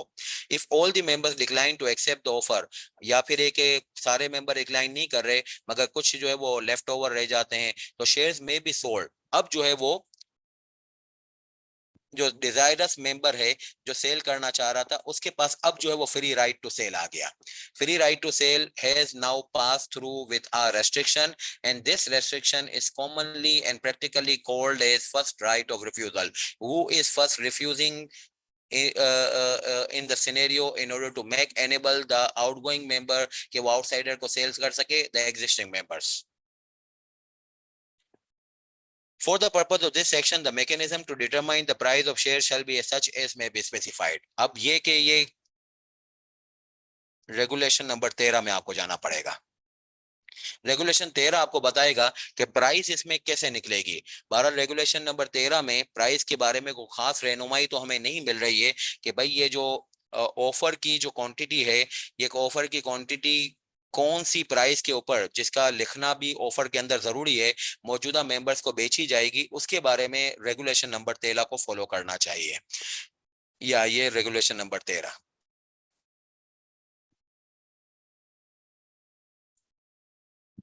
इसका तस्करा अभी हसन मतलूब आपको बताते हैं, अभी देखिए आप।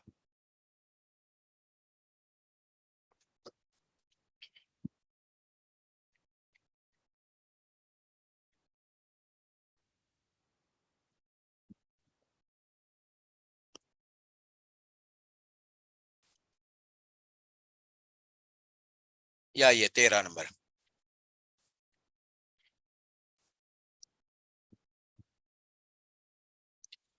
Subject to the provision of subsection 1 of section 76 of the Act, a member of a private company not being a single member company desirous to sell any shares held by him shall intimate to the board of his intention। ये single member company के ऊपर ये section apply नहीं होगा। उसकी reason आप समझ गए, सिंगल मेंबर कंपनी में इसलिए अप्लाई नहीं होगा कि भाई सिंगल मेंबर कंपनी में तो दूसरा कोई मेंबर होता ही नहीं है, यानी फर्स्ट राइट ऑफ रिफ्यूजल जो है मौजूदा मेंबर को देना चाहिए, वो नहीं बाई करना चाह रहे तो फिर आउटसाइडर्स को देना चाहिए। तो ये बात जो है वो बिल्कुल दकियानूसी और बेकार सी लग रही है अगर सिंगल मेंबर कंपनी की बात हो, क्योंकि सिंगल मेंबर कंपनी में तो कोई दूसरा मेंबर है ही नहीं। तो इसका मतलब ये होगा कि सिंगल मेंबर कंपनी के अंदर तो मेंबर डायरेक्टली आउटसाइडर को सेल कर सकता है।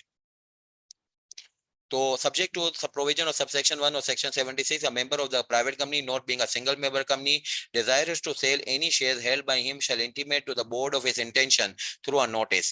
अपना जो है वो intention बताएगा board को notice के through। The transferor shall offer shares for sale at a specific price or at some other price arrive at through negotiation between the offering members and the board of directors। बस ये एक रहनुमाई है, बाकी और कुछ नहीं है। या तो ये कोई फिक्स प्राइस होगी या शायद जो है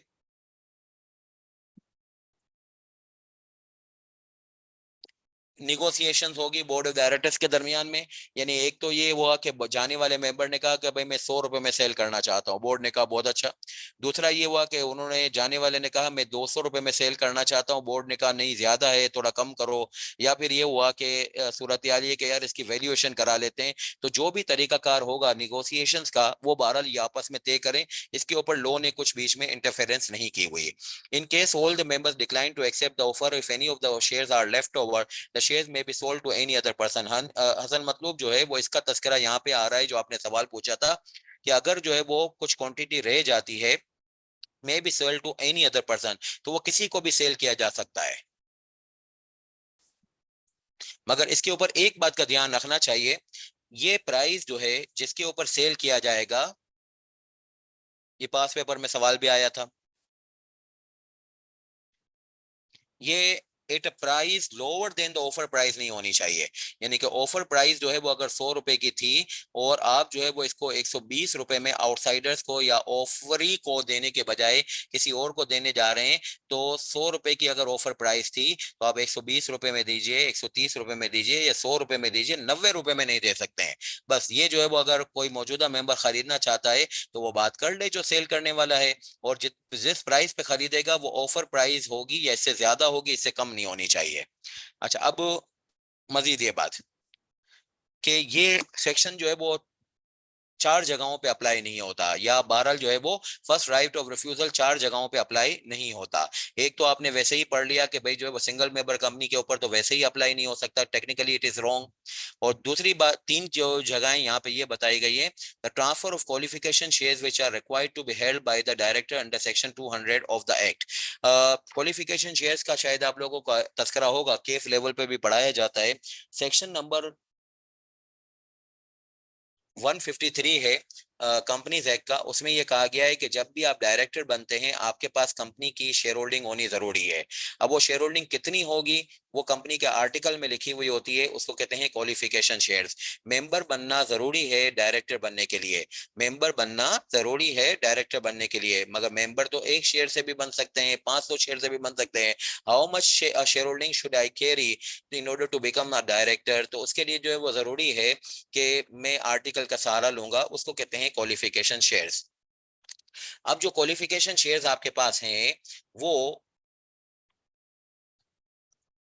बाज औकात नॉमिनेशन की वजह से होते हैं।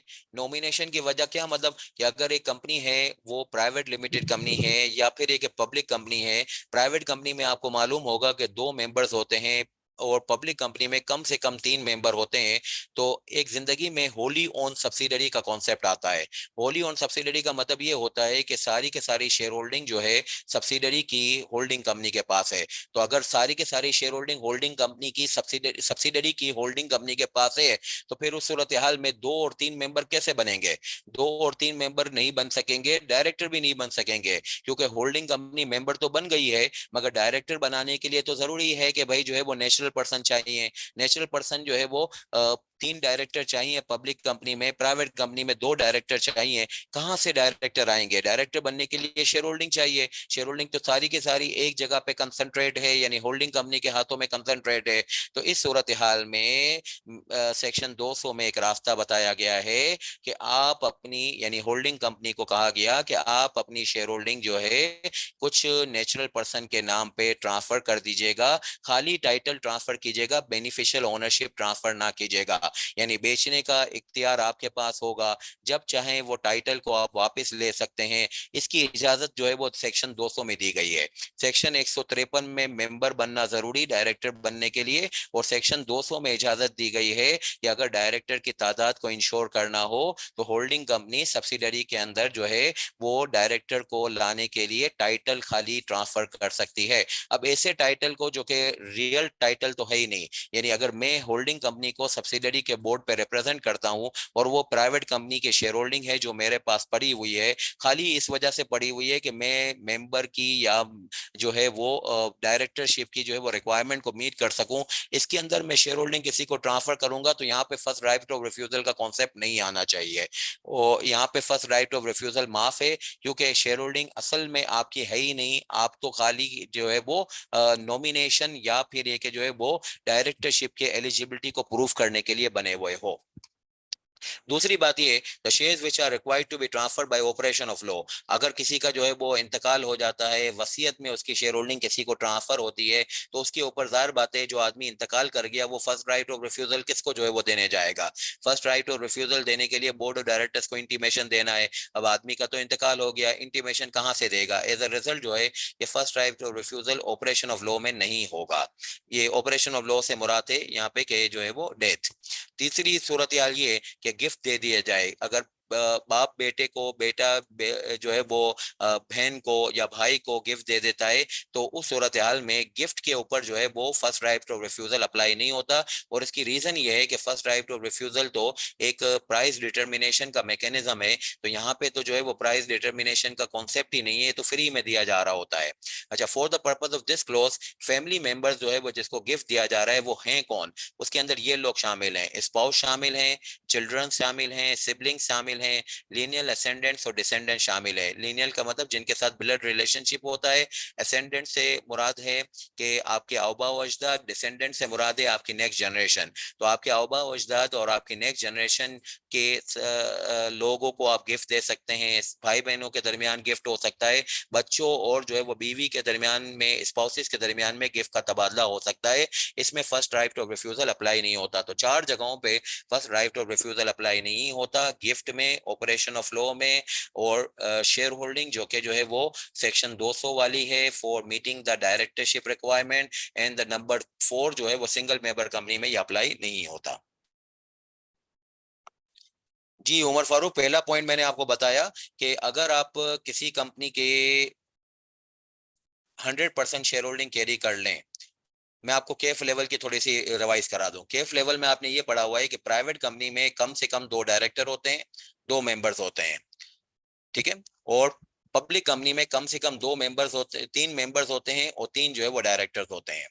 अच्छा, डायरेक्टर्स जो है वो हमेशा नेचुरल पर्सन होंगे। दूसरी बात जो है वो रिवाइज करा दूं, सेक्शन 153 में लिखा हुआ है कि आप जो है वो डायरेक्टर बनना चाहते हो तो आप कंपनी की शेयर होल्डिंग जरूर कैरी करेंगे। जो शेयर होल्डिंग कैरी करेंगे उसको कहते हैं क्वालिफिकेशन शेयर्स। क्वालिफिकेशन शेयर्स कितनी होती है ये आर्टिकल में लिखी हुई होगी, 1 शेयर, 1000 शेयर, 100,000 शेयर्स, ये आर्टिकल में लिखी हुई होगी। अब सिनेरियो ये है कि आप एक सब्सिडरी बनाते हो और आप कहते हो कि वो मेरी होली ओन सब्सिडरी है, और होली ओन सब्सिडरी के अंदर मतलब ये होता है कि शेयर होल्डिंग सारी के सारी आपके पास आ गई। तो जब आप सब्सिडरी को होली ऑन कैरी कर रहे हो तो उसमें 3 डायरेक्टर कहाँ से लाएंगे? 3 डायरेक्टर लाने के लिए, अगर वो पब्लिक कंपनी है तो 3 डायरेक्टर लाने के लिए नेचुरल पर्सन लाने चाहिए, और अगर वो प्राइवेट कंपनी है तो जो है वो 2 डायरेक्टर लाने चाहिए। तो कहाँ से आएंगे डायरेक्टर? डायरेक्टर लाने के लिए जरूरी है कि शेयर होल्डिंग आनी चाहिए। शेयर होल्डिंग तो सारी आपके पास मौजूद है। आप कौन? Holding company. अब होल्डिंग कंपनी को इजाजत है, जैसे कि आप लोगों को इजाजत होती है कि आप जो है वो अपने वालिदैन की कोई चीज को खर्च करते हैं, आप वालिदैन के जो है वो सरमाए को किसी जगह पे इन्वेस्ट करते हैं, तो इसी तरीके से आपके पास जो है वो अपनी एम्प्लॉयमेंट के अंदर जो है वो इख्तियारात होते हैं कि आप जो है वो अपने एम्प्लॉयर के सरमाए को कहीं इन्वेस्ट करते हैं। एम्प्लॉयमेंट के जो सरमाए को आप जो है वो मशीन के लिए, कैपिटल एक्सपेंडिचर के लिए खर्च करते हैं। कोई आपको कहता है कि भाई आपके पास ये जो पैसे हैं ये आप खर्च कर रहे हैं, या आपके हैं? आप कहते हैं नहीं, मेरे वालिदैन के हैं, या फिर ये कि मेरे एम्प्लॉयर के हैं।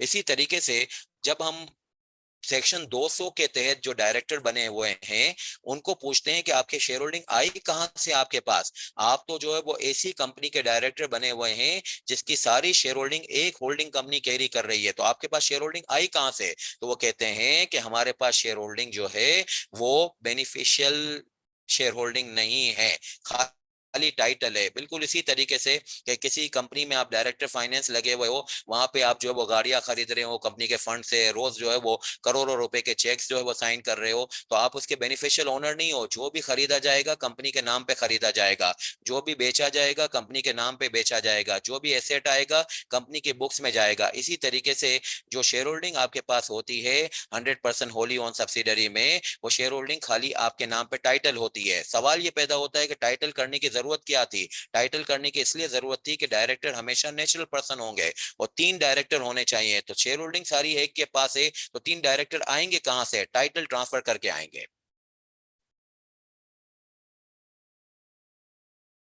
सुमर, उम्मीद करते हैं आपको समझ आ गया होगा। Sir, on death of member will share be transfer to legal representative?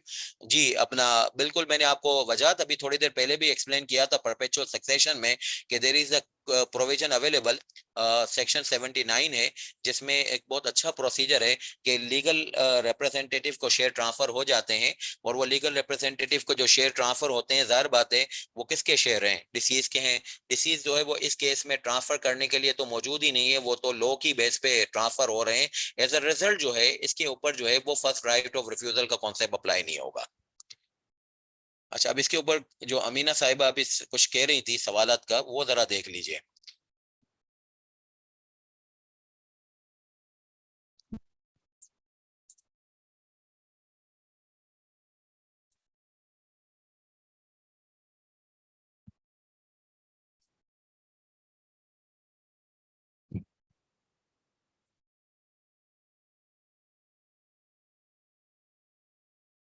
अच्छा, अब sir, dividend will be paid to person holding qualification. Beneficial owner को, बेनिफिशियल ओनर का मतलब यही हुआ ना मोहम्मद वजाद, कि जो असल बेनिफिशियल का उर्दू में तर्जुमा करूं तो माली मफाद। ओनर का मतलब जिसका जो है वो माली मफाद का ओनर, यानी कि माली मफाद किसको जाएंगे, उसको जाएंगे जो कि असल मालिक है, कौन, होल्डिंग कंपनी।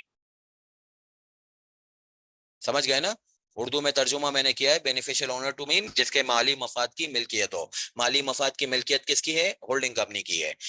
क्वालिफिकेशन शेयर्स वाला कौन है, वो है जो कि खाली टाइटल कैरी कर रहा है। This is a similar situation के बहुत सारी कंपनियों में मैंने देखा है, बंदा डायरेक्टर फाइनेंस होता है और 2 करोड़ रुपए की चेक की साइनिंग लिमिट होती है कंपनी की, मगर उसके अपने घर के हालात ये होते हैं कि साल के महीने के आखिरी दिन वो अगले महीने की सैलरी एडवांस में ले रहा होता है। अगले महीने की सैलरी एडवांस में ले रहा है, हज के लिए जो है वो एम्प्लॉयर से लोन ले रहा है, और जो है वो बहरहाल जो है वो कह रहा है कि मैं 2 करोड़ रुपए रोज के जो है वो कंपनी का खर्च करता हूँ। तो भाई ऐसे खर्च कर रहा है कि एक तरफ 2 करोड़ रुपए खर्च भी रोज के कर रहा है, दूसरा ये कि जो है वो जो 3 लाख की सैलरी मिलती है वो आखिरी हफ्ते में खत्म हो जाती है। ये कुछ मिसमैच नजर नहीं आ रहा? यस, मिसमैच तो नजर आएगा, बिकॉज ऑफ द रीजन कि वो जो 2 करोड़ रुपए रोज के खर्च कर रहा हूँ उसके बेनिफिशियल ओनर मैं नहीं हूँ, उसकी खाली मेरे पास जो है वो टाइटल है। अच्छा, अब आइए, शेयर के ऊपर कोई लाइबिलिटीज होती नहीं है नॉर्मली। शेयर्स के ऊपर लाइबिलिटी होती नहीं है अपना वजह। अगर आप कोई अभी सेंसिबली अगर आप पढ़ रहे हो मेरे साथ, तो उसमें अभी मैंने आपको बताया है कि मेंबर्स की लाइबिलिटी लिमिटेड होती है। तो जिसका मतलब ये है ना कि शेयर्स के ऊपर कोई लाइबिलिटी तो होती नहीं है, तो कौन सी लाइबिलिटी की बात कर रहे हैं? कंपनी की लाइबिलिटी कंपनी के एसेट से पे होती है, मेंबर्स की लाइबिलिटी लिमिटेड यानी होती ही नहीं है, तो कौन सी लाइबिलिटी होगी? शेयर्स के ऊपर लाइबिलिटी नहीं होती है। अच्छा, आइए, डेफिनेशन ऑफ प्राइवेट कंपनी अभी अभी हमने पढ़ा कि इसको सवाल को सॉल्व करने के लिए थोड़ा सा आपको रिकेप कर दें। आर्टिकल ऑफ एसोसिएशन जो है वो रेस्ट्रिक्शन प्रोवाइड करता है। For the purpose of restriction जो है वो लॉ ने एक रेस्ट्रिक्शन खुद से बयान की हुई है जिसका नाम है 76, जो कि कहलाता है first right of refusal. First right of refusal ने कहा है प्रिस्क्राइब मैनर को देखिएगा। प्रिस्क्राइब मैनर जो है वो अभी हम थोड़ी देर में देख के आ चुके हैं, जो कि जो है वो ये है कि रेगुलेशन नंबर 13 उसमें बताया गया है कि प्राइस जो है वो क्या होगी, और दूसरी बात ये कि कौन कौन से ट्रांसफर के ऊपर जो है वो ये सेक्शन 76 अप्लाई नहीं होगा। देखिए, इसकी एक इलस्ट्रेशन इस तरीके से है कि अगर ABCD टेक्सटाइल मिल्स है और उसके अंदर जो है वो 5 मेंबर्स हैं, एक है ए, बाकी 4 हैं BCDE, टोटल 5 मेंबर्स हैं। टोटल शेयर हैं कंपनी के अंदर 3 लाख। एक जो है वो शेयर होल्डिंग का बंच है वो ए के पास है जिसका नाम है सेलिंग मेंबर 50,000। दूसरा जो है वो बंच ऑफ मेंबर जो है वो BCD हैं जिनके पास 2.5 लाख शेयर है। तो बेचना कौन चाह रहा है? ए बेचना चाह रहा है। फर्स्ट ड्राइवर ऑफ रिफ्यूजल में क्या होगा, इसकी क्वांटिटी 50,000। आप देखिएगा कि किस रेशो में मैंने डिवाइड किया। P154 को मैंने उठाया,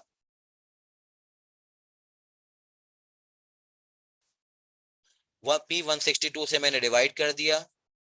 P154 को यानी इस क्वांटिटी को उठाया और P162 से मैंने डिवाइड कर दिया, और इसको मैंने मल्टीप्लाई कर दिया है किससे, 162 I162 से, यानी कि 50,000 से। तो अगर जो है वो देखा जाए तो 2.5 लाख में 1 लाख शेयर वाले के 40% शेयर बनता है। तो 40% शेयर के हिसाब से जो है वो 50,000 के ऊपर मैंने 20,000 क्वांटिटी ऑफर कर दी ए को।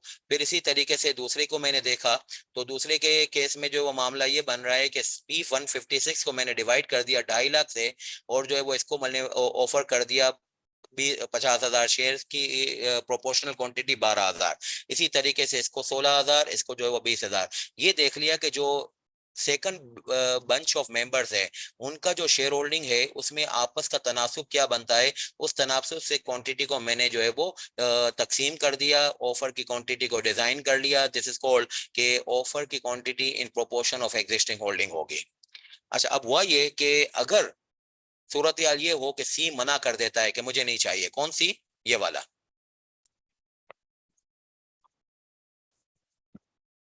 सी मना कर देता है कि मुझे 12,000 शेयर की आप ऑफर क्वांटिटी कर रहे हैं, मुझे नहीं चाहिए।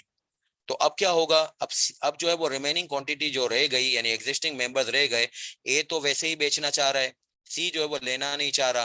तो अब जो है वो सूरत हाल ये हुई कि अब आपके पास जो है वो 2.5 लाख जो शेयर्स हैं वो एग्जिस्टिंग मेंबर्स में प्रोपोर्शनली डिवाइड करें तो ये 190 के हिसाब से बनते हैं। देखिए ये ऐसे होगा, P154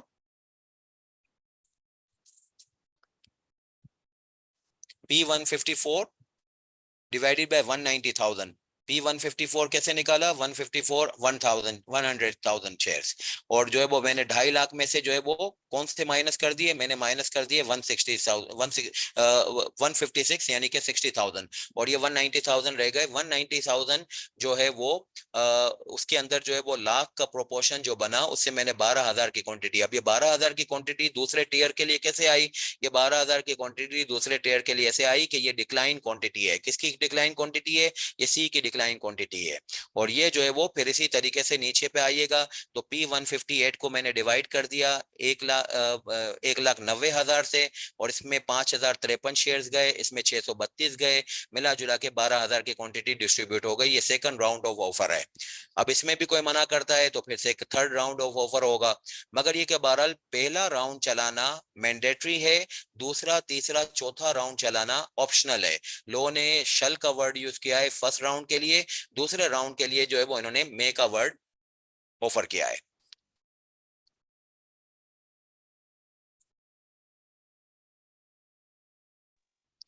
जी बिल्कुल उमर, अगर ऐसा होता है कि जो ए जो है लेके फिर वो बेचना चाहता है, तो फिर वो बेचने के बाद जो है पहले तो अपने नाम पे शेयर को ट्रांसफर करवा ले, ठीक है ना।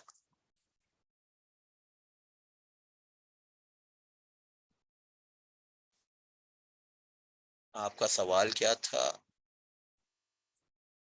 अगर ए लेट से 20,000 शेयर्स आउट ऑफ 50,000 सेल करना चाहता है, फिर भी सारी वर्किंग, जी बिल्कुल, अगर 20,000, जरूरी नहीं है कि वो 50,000 पूरी क्वांटिटी सेल करना चाहे, एक शेयर भी सेल करना चाहेगा तो उसके लिए यही प्रोसीजर है।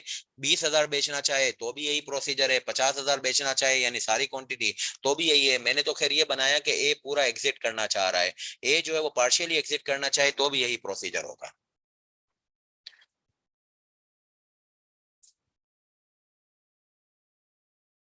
अच्छा, अब आइए आप इसके थ्योरी वाले कुछ सवालात आए हैं पास पेपर में, तो जरा उसको देख लेते हैं हम लोग, आसान से सवालात हैं। एक सेक्रेटरी है, उसने रिसेंटली जो है वो एबीसी प्राइवेट लिमिटेड को ज्वाइन किया। इन्होंने चीफ एग्जीक्यूटिव को इन्फॉर्म किया कि भाई आपकी कंपनी की मेंबरशिप में गड़बड़ है, और इसमें ये हुआ है कि लिमिट से जो है वो क्रॉस कर गए हैं, और वो लिमिट ऐसे लेके आ रही हैं जो खातून हैं। कॉर्पोरेट मेंबर्स आपके यहाँ पे 14 मेंबर्स हैं, इंडिविजुअल्स आपके पास जो है वो 34 मेंबर हैं, ज्वाइंट शेयर होल्डिंग जो है वो 3 मिलियन शेयर्स हैं, जो कि 4 मेंबर ज्वाइंटली कैरी कर रहे हैं, ये 4 हैं। तो 34 और 14 48 और 4 52 हो गए, और ये 52 के ऊपर जो है वो सूरत हाल ये है कि 50 की लिमिट से जो है वो जायद हो रहा है। तो अब क्या करना चाहिए, 50 की लिमिट से जायद हो रहा है तो इसके ऊपर जो है वो फिर आपकी 50 की तादाद तो बस्ट हो गई, आपने अपने आर्टिकल की लिमिट को फॉलो नहीं किया। तो इसके ऊपर जो है वो हमारा पॉइंट ऑफ व्यू ये होगा कि बीबी आप गलत कर रही हैं, आप जो है वो ये 14 बिल्कुल ठीक ले रही हैं, 34 भी ठीक ले रही हैं, यहाँ पे आपको एक लेना चाहिए, क्योंकि ज्वाइंट शेयर होल्डिंग चाहे 4 लोगों की हो, चाहे 3 की हो, चाहे 5 की हो, उसको एक लेना चाहिए। तो 34 और 14 48 और एक 49, ये 52 नहीं 49 होना चाहिए। ये देखिए इसका आंसर मैंने यही लिखा है। The definition of private company as contain in the companies act जो है वो along with other conditions limit the number of members to 50। In computing the limit of 50 members those who are in the employment of the company would not be counted.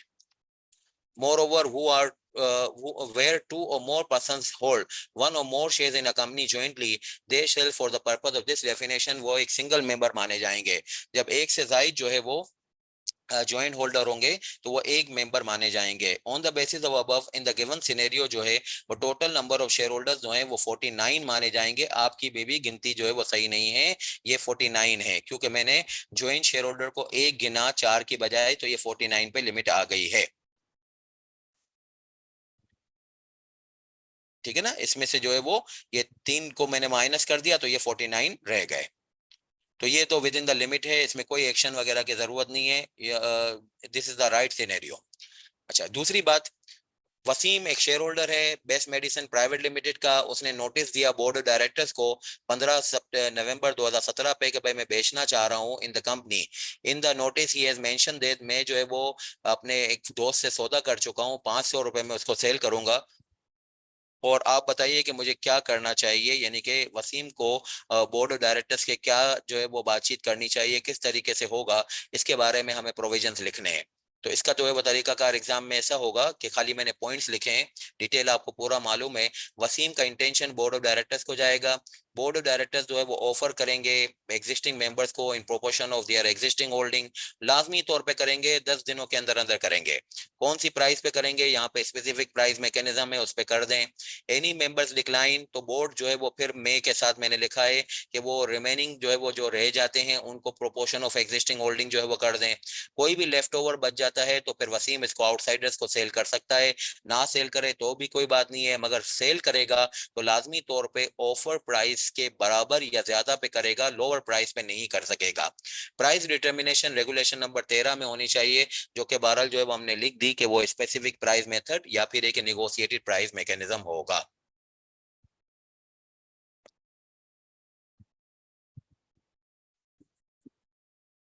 अच्छा, अब आप आइएगा।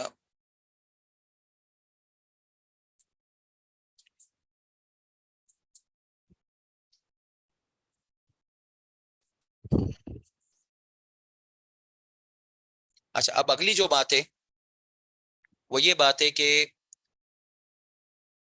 76 में provided that a private company, ये वाले जो मैंने छुड़वाया था इसके ऊपर मैं आपको लेके आ रहा हूं। मैंने फर्स्ट राइट ऑफ रिफ्यूजल पूरा आपको बता दिया, डेफिनेशन भी बता दी। Now this is all together a different subject although with in the same जो है वो टॉपिक। तो इसको जो है जरा देखिए ये क्या है। Provided is a private company में ट्रांसफर और sale is shares in accordance with article of association. ये जो पूरा मैकेनिज्म शुरू में लिखा है फिर इसके बाद लिखा हुआ है, इसको कहा जाता है फर्स्ट राइट ऑफ रिफ्यूजल। ये फर्स्ट राइट ऑफ रिफ्यूजल के ऊपर आप नहीं आना चाह रहे और आप जो है वो अपने आर्टिकल में कोई और रेस्ट्रिक्शन डालना चाह रहे हैं, तो फिर क्या होगा? क्या ऐसा हो सकता है कि आर्टिकल में कुछ और रेस्ट्रिक्शन डाला जाए? Provided that a company private company में ट्रांसफर और sale shares in accordance with article of association and agreements among the share holders if any entered into prior to commencement of this act. एक कंपनी को मैं जानता हूं, बल्कि बहुत सारी कंपनियों को आपने भी देखा होगा। तो मैं एक रिसेंट अपने पास एक डिस्प्यूट था तो उसको मैंने सोल्व किया था, तो मैंने आपको उसके बारे में बताना है। वो मेंबर्स कहने लगे कि भाई हमारे आर्टिकल में लिखा हुआ, बिल्कुल लिखा हुआ है कि हम जो है वो कभी भी अपने शेयर होल्डरिंग को बेचना चाहेंगे तो हम मेंबर से बस कंसेंट ले लेंगे, यानी राइटिंग में कंसेंट ले लेंगे कि हम आउटसाइडर को सेल कर रहे हैं। हम मौजूदा मेंबर्स को ऑफर ऑफर नहीं करेंगे, फर्स्ट राइट ऑफ रिफ्यूजल नहीं देंगे, हम उनसे कंसेंट ले लेंगे। और वो कंसेंट में अगर जो है वो 75% मेंबर ने एग्री कर लिया तो भी बहरहाल ये कंसेंट को हम इम्प्लीमेंट कर देंगे।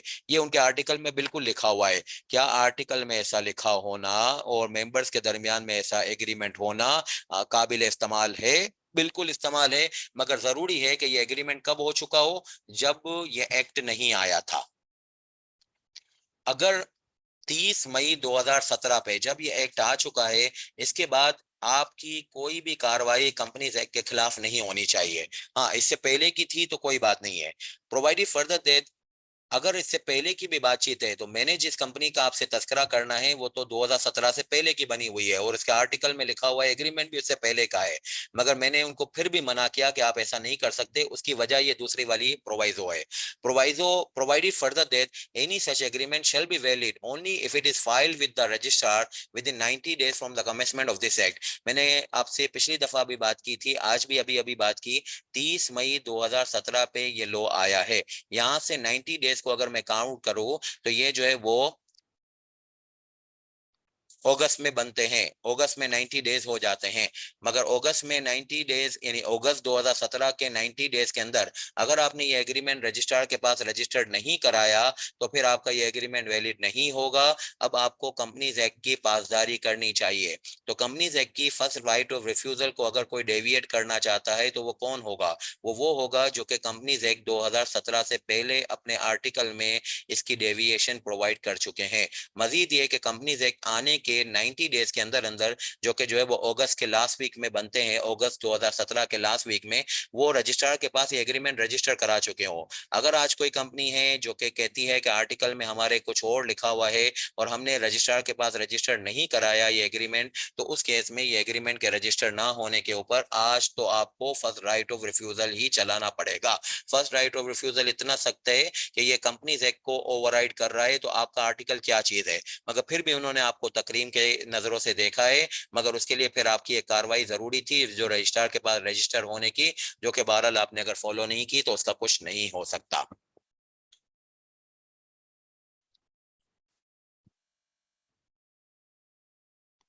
अच्छा, अब जिसने प्राइवेट कंपनी बना ली, बहरहाल उसके आर्टिकल में ये तीन चीजें आ गई। मगर जो प्राइवेट कंपनी नहीं बना रहा तो वो फिर उसके पास क्या चॉइस है? वो पब्लिक कंपनी बनाए। दो ही बस कंपनी बन सकती हैं, एक प्राइवेट होती है और एक पब्लिक होती है। तो पब्लिक कंपनी की कोई अपनी सी डेफिनेशन नहीं है, ये बेसिकली रेजिडियो कॉन्सेप्ट है कि जो प्राइवेट कंपनी नहीं होती है वो पब्लिक कंपनी होती है। अब ये जो पब्लिक कंपनी होती है इसको अगर हम उल्टा करके पढ़ें तो वो इस तरीके से बनेगा कि प्राइवेट कंपनी के आर्टिकल में तीन खासियतें होती हैं या तीन जो है वो बातें होती हैं, तीन मुमानियत या रुकावटें होती हैं। उनके शेयर की ट्रांसफरेबिलिटी फ्री नहीं होती है, उनके मेंबर्स की तादाद लिमिटेड होती है, उनकी पब्लिक ऑफरिंग के ऊपर जो है वो प्रोहिबिशन लगी हुई होती है। तो इसको उल्टा करके पढ़ें तो इसको ऐसे बोला जाएगा कि पब्लिक कंपनी की शेयर होल्डिंग फ्री ट्रांसफरेबिलिटी के मैकेनिज्म पे चलती है। इसके मेंबर्स की तादाद जो है वो अनलिमिटेड हो सकती है और इसके पब्लिक ऑफरिंग के ऊपर कोई प्रोहिबिशन नहीं होती है। इन तीनों को उल्टा करके इसका अक्स जो है वो निकाला जाए तो पब्लिक कंपनी के अंदर इस तरीके से बातचीत बनी। इसके ट्रिब्यूट्स, इसकी खासियत है कि मेंबर्स की तादाद जो है वो अनलिमिटेड हो सकती है, मेंबर्स की जो शेयर होल्डिंग है उसकी ट्रांसफरेबिलिटी के ऊपर कोई रेस्ट्रिक्शन नहीं है और इसकी जो है वो पब्लिक ऑफरिंग के ऊपर कोई प्रोहिबिशन नहीं है। तो ये जी हमारी जो है वो आज की क्लास, जिसमें हम अल्लाह का शुक्र है कि कंपनी बनाने की जो है वो टाइप को देख चुके हैं। इंशाल्लाह अगली क्लास में इसकी जो है वो स्ट्रक्चर को मजीद डिस्कस करेंगे, यानी इसी टाइप को आगे बढ़ाएंगे जिसके अंदर हम limited by shares, limited by guarantee, unlimited company को देखेंगे। आज की क्लास से मुतालिक कोई सवाल हो, कोई भी बातचीत हो तो आप पूछ लीजिएगा। हसन मतलब बिल्कुल मिसमैच कॉन्सेप्ट है। पता नहीं आपको, आप पढ़ चुके हो बाई बैक वगैरह तो आप शायद पूछ रहे हो। बाई बैक में तो ये होता है कि कंपनी अपने शेयर होल्डर से अपने शेयर खरीदती है। इसमें कौन सा 76 में बाई बैक का कॉन्सेप्ट टच हो सकता है? ये बाई बैक नहीं है, ये तो ये है कि एक शेयर होल्डर से दूसरा शेयर होल्डर जो है वो शेयर होल्डिंग खरीद रहा है। आपको मालूम होगा बाई बैक, अगर आप पूछ रहे हो सवाल तो मैं गुमान कर रहा हूँ कि आपको मालूम होगा कि बाई बैक जो है वो ये होता है कि कंपनी अपने पैसों से अपने शेयर खरीदती है। जब मैंने सिलेबस भी डिस्कस किया था तो उस वक्त आपसे बातचीत की थी कि बाईबैक के अंदर कंपनी अपने पैसों से अपने शेयर खरीदती है। जैसे मैंने एग्जांपल भी दी थी सिलेबस के अंदर, फर्स्ट लेक्चर में आप सुनिएगा कि लकी सीमेंट अपने शेयर खरीद रही है। तो वो आज की क्लास में कैसे लिंक हो रहा है? मतलब ये कि आज की क्लास में तो एक शेयर होल्डर दूसरे शेयर होल्डर से शेयर होल्डिंग के खरीद रहा है, इसमें बाईबैक कहाँ से आ गया? उमर फारूक कह रहे हैं ये एग्रीमेंट पहले तो रजिस्ट्रार में अप्रूव करवाएंगी, करवाया ही होगा कंपनी ने। नहीं करवाया, किसी को पता ही नहीं है। जब चीज पड़ती है सर पे तो फिर पता होता है। रजिस्ट्रार के पास हम एग्रीमेंट रजिस्टर नहीं कराते, अपना उमर फारूक आर्टिकल रजिस्टर कराते हैं। तो इसमें अगर आप जो है वो इसको गौर से पढ़ें तो इसके अंदर इन्होंने ये नहीं कहा कि आर्टिकल रजिस्टर कराया है। आर्टिकल तो बिल्कुल रजिस्टर होता है। आर्टिकल तो रजिस्टर होने के बगैर आपकी कंपनी की इनकॉर्पोरेशन सर्टिफिकेट ही नहीं मिलती है। ये जो शेयर होल्डर्स का एग्रीमेंट है जिसमें उन्होंने ये एग्री किया हुआ है कि आर्टिकल की रूह से हम आपस में ये तहैया करते हैं कि हमारी शेयर होल्डिंग जब भी हम बेचेंगे, तो मैंने जो इस कंपनी की एग्जांपल दी उसमें ये था कि हम दूसरे मेंबर से कंसेंट लेंगे, 75% की कंसेंट मिल गई तो हम जो है वो आउटसाइडर को सेल कर सकेंगे। तो ऑफर ऑफर का मैकेनिज्म वहां पे नहीं लिखा हुआ था। तो ये एग्रीमेंट उन्होंने रजिस्ट्रार के पास रजिस्टर कराना था कंपनी एक्ट के आने के 90 दिनों के बाद, 90 दिनों के अंदर अंदर। मगर वो 90 दिन गुजर गए और उन्होंने नहीं करवाया। जी बिल्कुल हो सकती है, बहुत सारी प्राइवेट कंपनी। बल्कि अब मैं आपको क्या बताऊं, मतलब ये कि आप जो है वो थोड़ा सा अपनी पढ़ाई को और आगे शौक से देखेंगे तो आपको बहुत सरप्राइजिंग एक बात मिलेगी अहमद वकास, कि बहुत सारी लिस्टेड कंपनियों की जो होल्डिंग कंपनी है वो प्राइवेट कंपनी है। अब क्यों है वो, इंशाल्लाह जो है वो आप अपनी पढ़ाई के अंदर जो है वो जैसे आगे बढ़ेंगे तो ये आपको जो है वो खुद डायग्नोस करना पड़ेगा। ये सारी टैक्स प्लानिंग के और ये जो मुख्तलिफ जो है वो चीजों को छुपाने के मैकेनिज्म्स हैं उसके तहत जो है वो ये हो रहा है कि आपको जो है वो नजर आएगा खाली पाकिस्तान में नहीं दुनिया भर में कि लिस्टेड कंपनी होती है उसके अंदर जो है वो होल्डिंग कंपनी प्राइवेट होती है। अब उसको आप सोचिएगा क्यों होती है। वो कॉर्पोरेट लॉ का सब्जेक्ट नहीं है, वो बेसिकली टैक्स लॉस वगैरह की जो है वो कहानी है, मनी लॉन्ड्रिंग लॉ के कहानी है। मगर ये कि बहरहाल ये होता है, बिल्कुल होता है। इसी और का कोई सवाल नहीं है मेरा ख्याल है। चले इंशाल्लाह अगली क्लास में मुलाकात करते हैं। अब अगली क्लास हमारी इंशाल्लाह ईद के बाद होगी। डेज हमारे मखसूस हैं वही वाले, यानी कि मन डेज हमारे हैं ट्यूसडे, थर्सडे और सैटरडे। रात को वही 9:45 बजे 9:45 से 11:15 11:30 तक। तो इंशाल्लाह अब हम ईद की छुट्टियां लेते हैं और ईद के बाद जो है वो इंशाल्लाह हम मुलाकात करेंगे। तो अच्छी तरीके से आपको जितना भी मौका मिले, इबादत के दिन भी होते हैं ये जिलहज्जा के, तो जो भी फिर भी आपको जो वक्त मिले तो आप थोड़ा सा रिवाइज कर लीजिएगा। तो इंशाल्लाह जो है वो ये limited by shares, limited by guarantee, unlimited पढ़ने जाएंगे तो आपको ज्यादा आसानी हो जाएगी।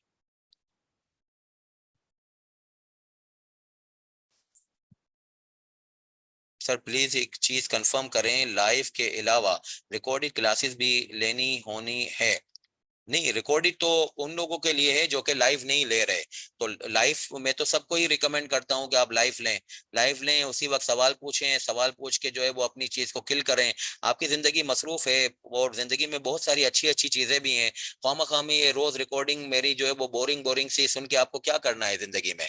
तो थोड़ा सा जो है वो एंजॉय करें। अगर आपके पास जो है वो रिलैक्स टाइम बच जाता है तो जो आपके टाइम दरकार है हमें आपकी पढ़ाई के लिए, वो बस ये है कि जो है वो हफ्ते में 3 दिन आप यहाँ आइए और इसके अंदर जो है वो आप बेसिकली जो है वो लाइव क्लासों में सवाल पूछें। आपके कोई भी कंसर्न होते हैं और क्लास की माशाल्लाह जो है वो कवरेज ठीक ठाक होती है हर क्लास में। आपको मिलेगा कि आप इसके बाद जो है वो इसको रिवाइज करेंगे तो थोड़ा सा उसमें भी आपको टाइम देना होगा। अपने नोट्स बनाइए, पास पेपर्स को देखिए, पास पेपर्स वगैरह तो मैं क्लास में ही करवा रहा होता हूँ, उसी वक्त इसको पूछ के खत्म करिए। इसके बाद जो है वो आप अननेसेसरी रिसर्च कर रहे होते हैं, आपके डायमेंशन इधर उधर जा रहे होते हैं। तो बार बार रिकॉर्डिंग सुनने की कोई जरूरत नहीं है। सब जो है वो कोशिश करें कि लाइव पे आए। मगर ये के बहरहाल आप लोग बहुत ज्यादा समझदार हैं, तो जैसा भी आपका फैसला हो, मगर ये के बहरहाल बार बार सुनने की जरूरत नहीं है। चलें इंशाल्लाह ईद के बाद मुलाकात करते हैं। असल मुझे तो एडमिन वालों ने आज किसी ने मुझे मैसेज भी मैंने देखा ग्रुप पे, तो मुझे एडमिन वालों ने कहा कि वहां पे सारी चीजें हमने डाली हुई हैं, कंपनीज एक्ट भी है, company general provision form regulations भी हैं, नोट्स भी हैं। इसके अलावा जो है वो अपना ये भी है कंपनीज एक्ट वगैरह भी, तो सिलेबस भी शायद उन्होंने डाल दिया है। तो मैंने तो आपको कहा था कि मैं तो पोर्टल पे जाता नहीं हूँ ना, मैं जो है वो बार बार देखता हूँ। मैं तो अपनी जिंदगी को और जगहों पे भी खर्च करना चाहता हूँ, यूज करना चाहता हूँ, तो बस आपके साथ ये पढ़ाई कर लेता हूँ। बाकी इसके अलावा ये पोर्टल और ये रिकॉर्डिंग और ये सारे एडमिन के लोग जो है वो चेक करते हैं।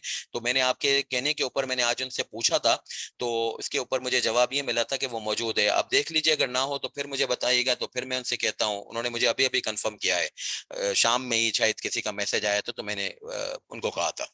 चले इंशाल्लाह ईद के बाद मुलाकात करते हैं। अल्लाह हाफिज।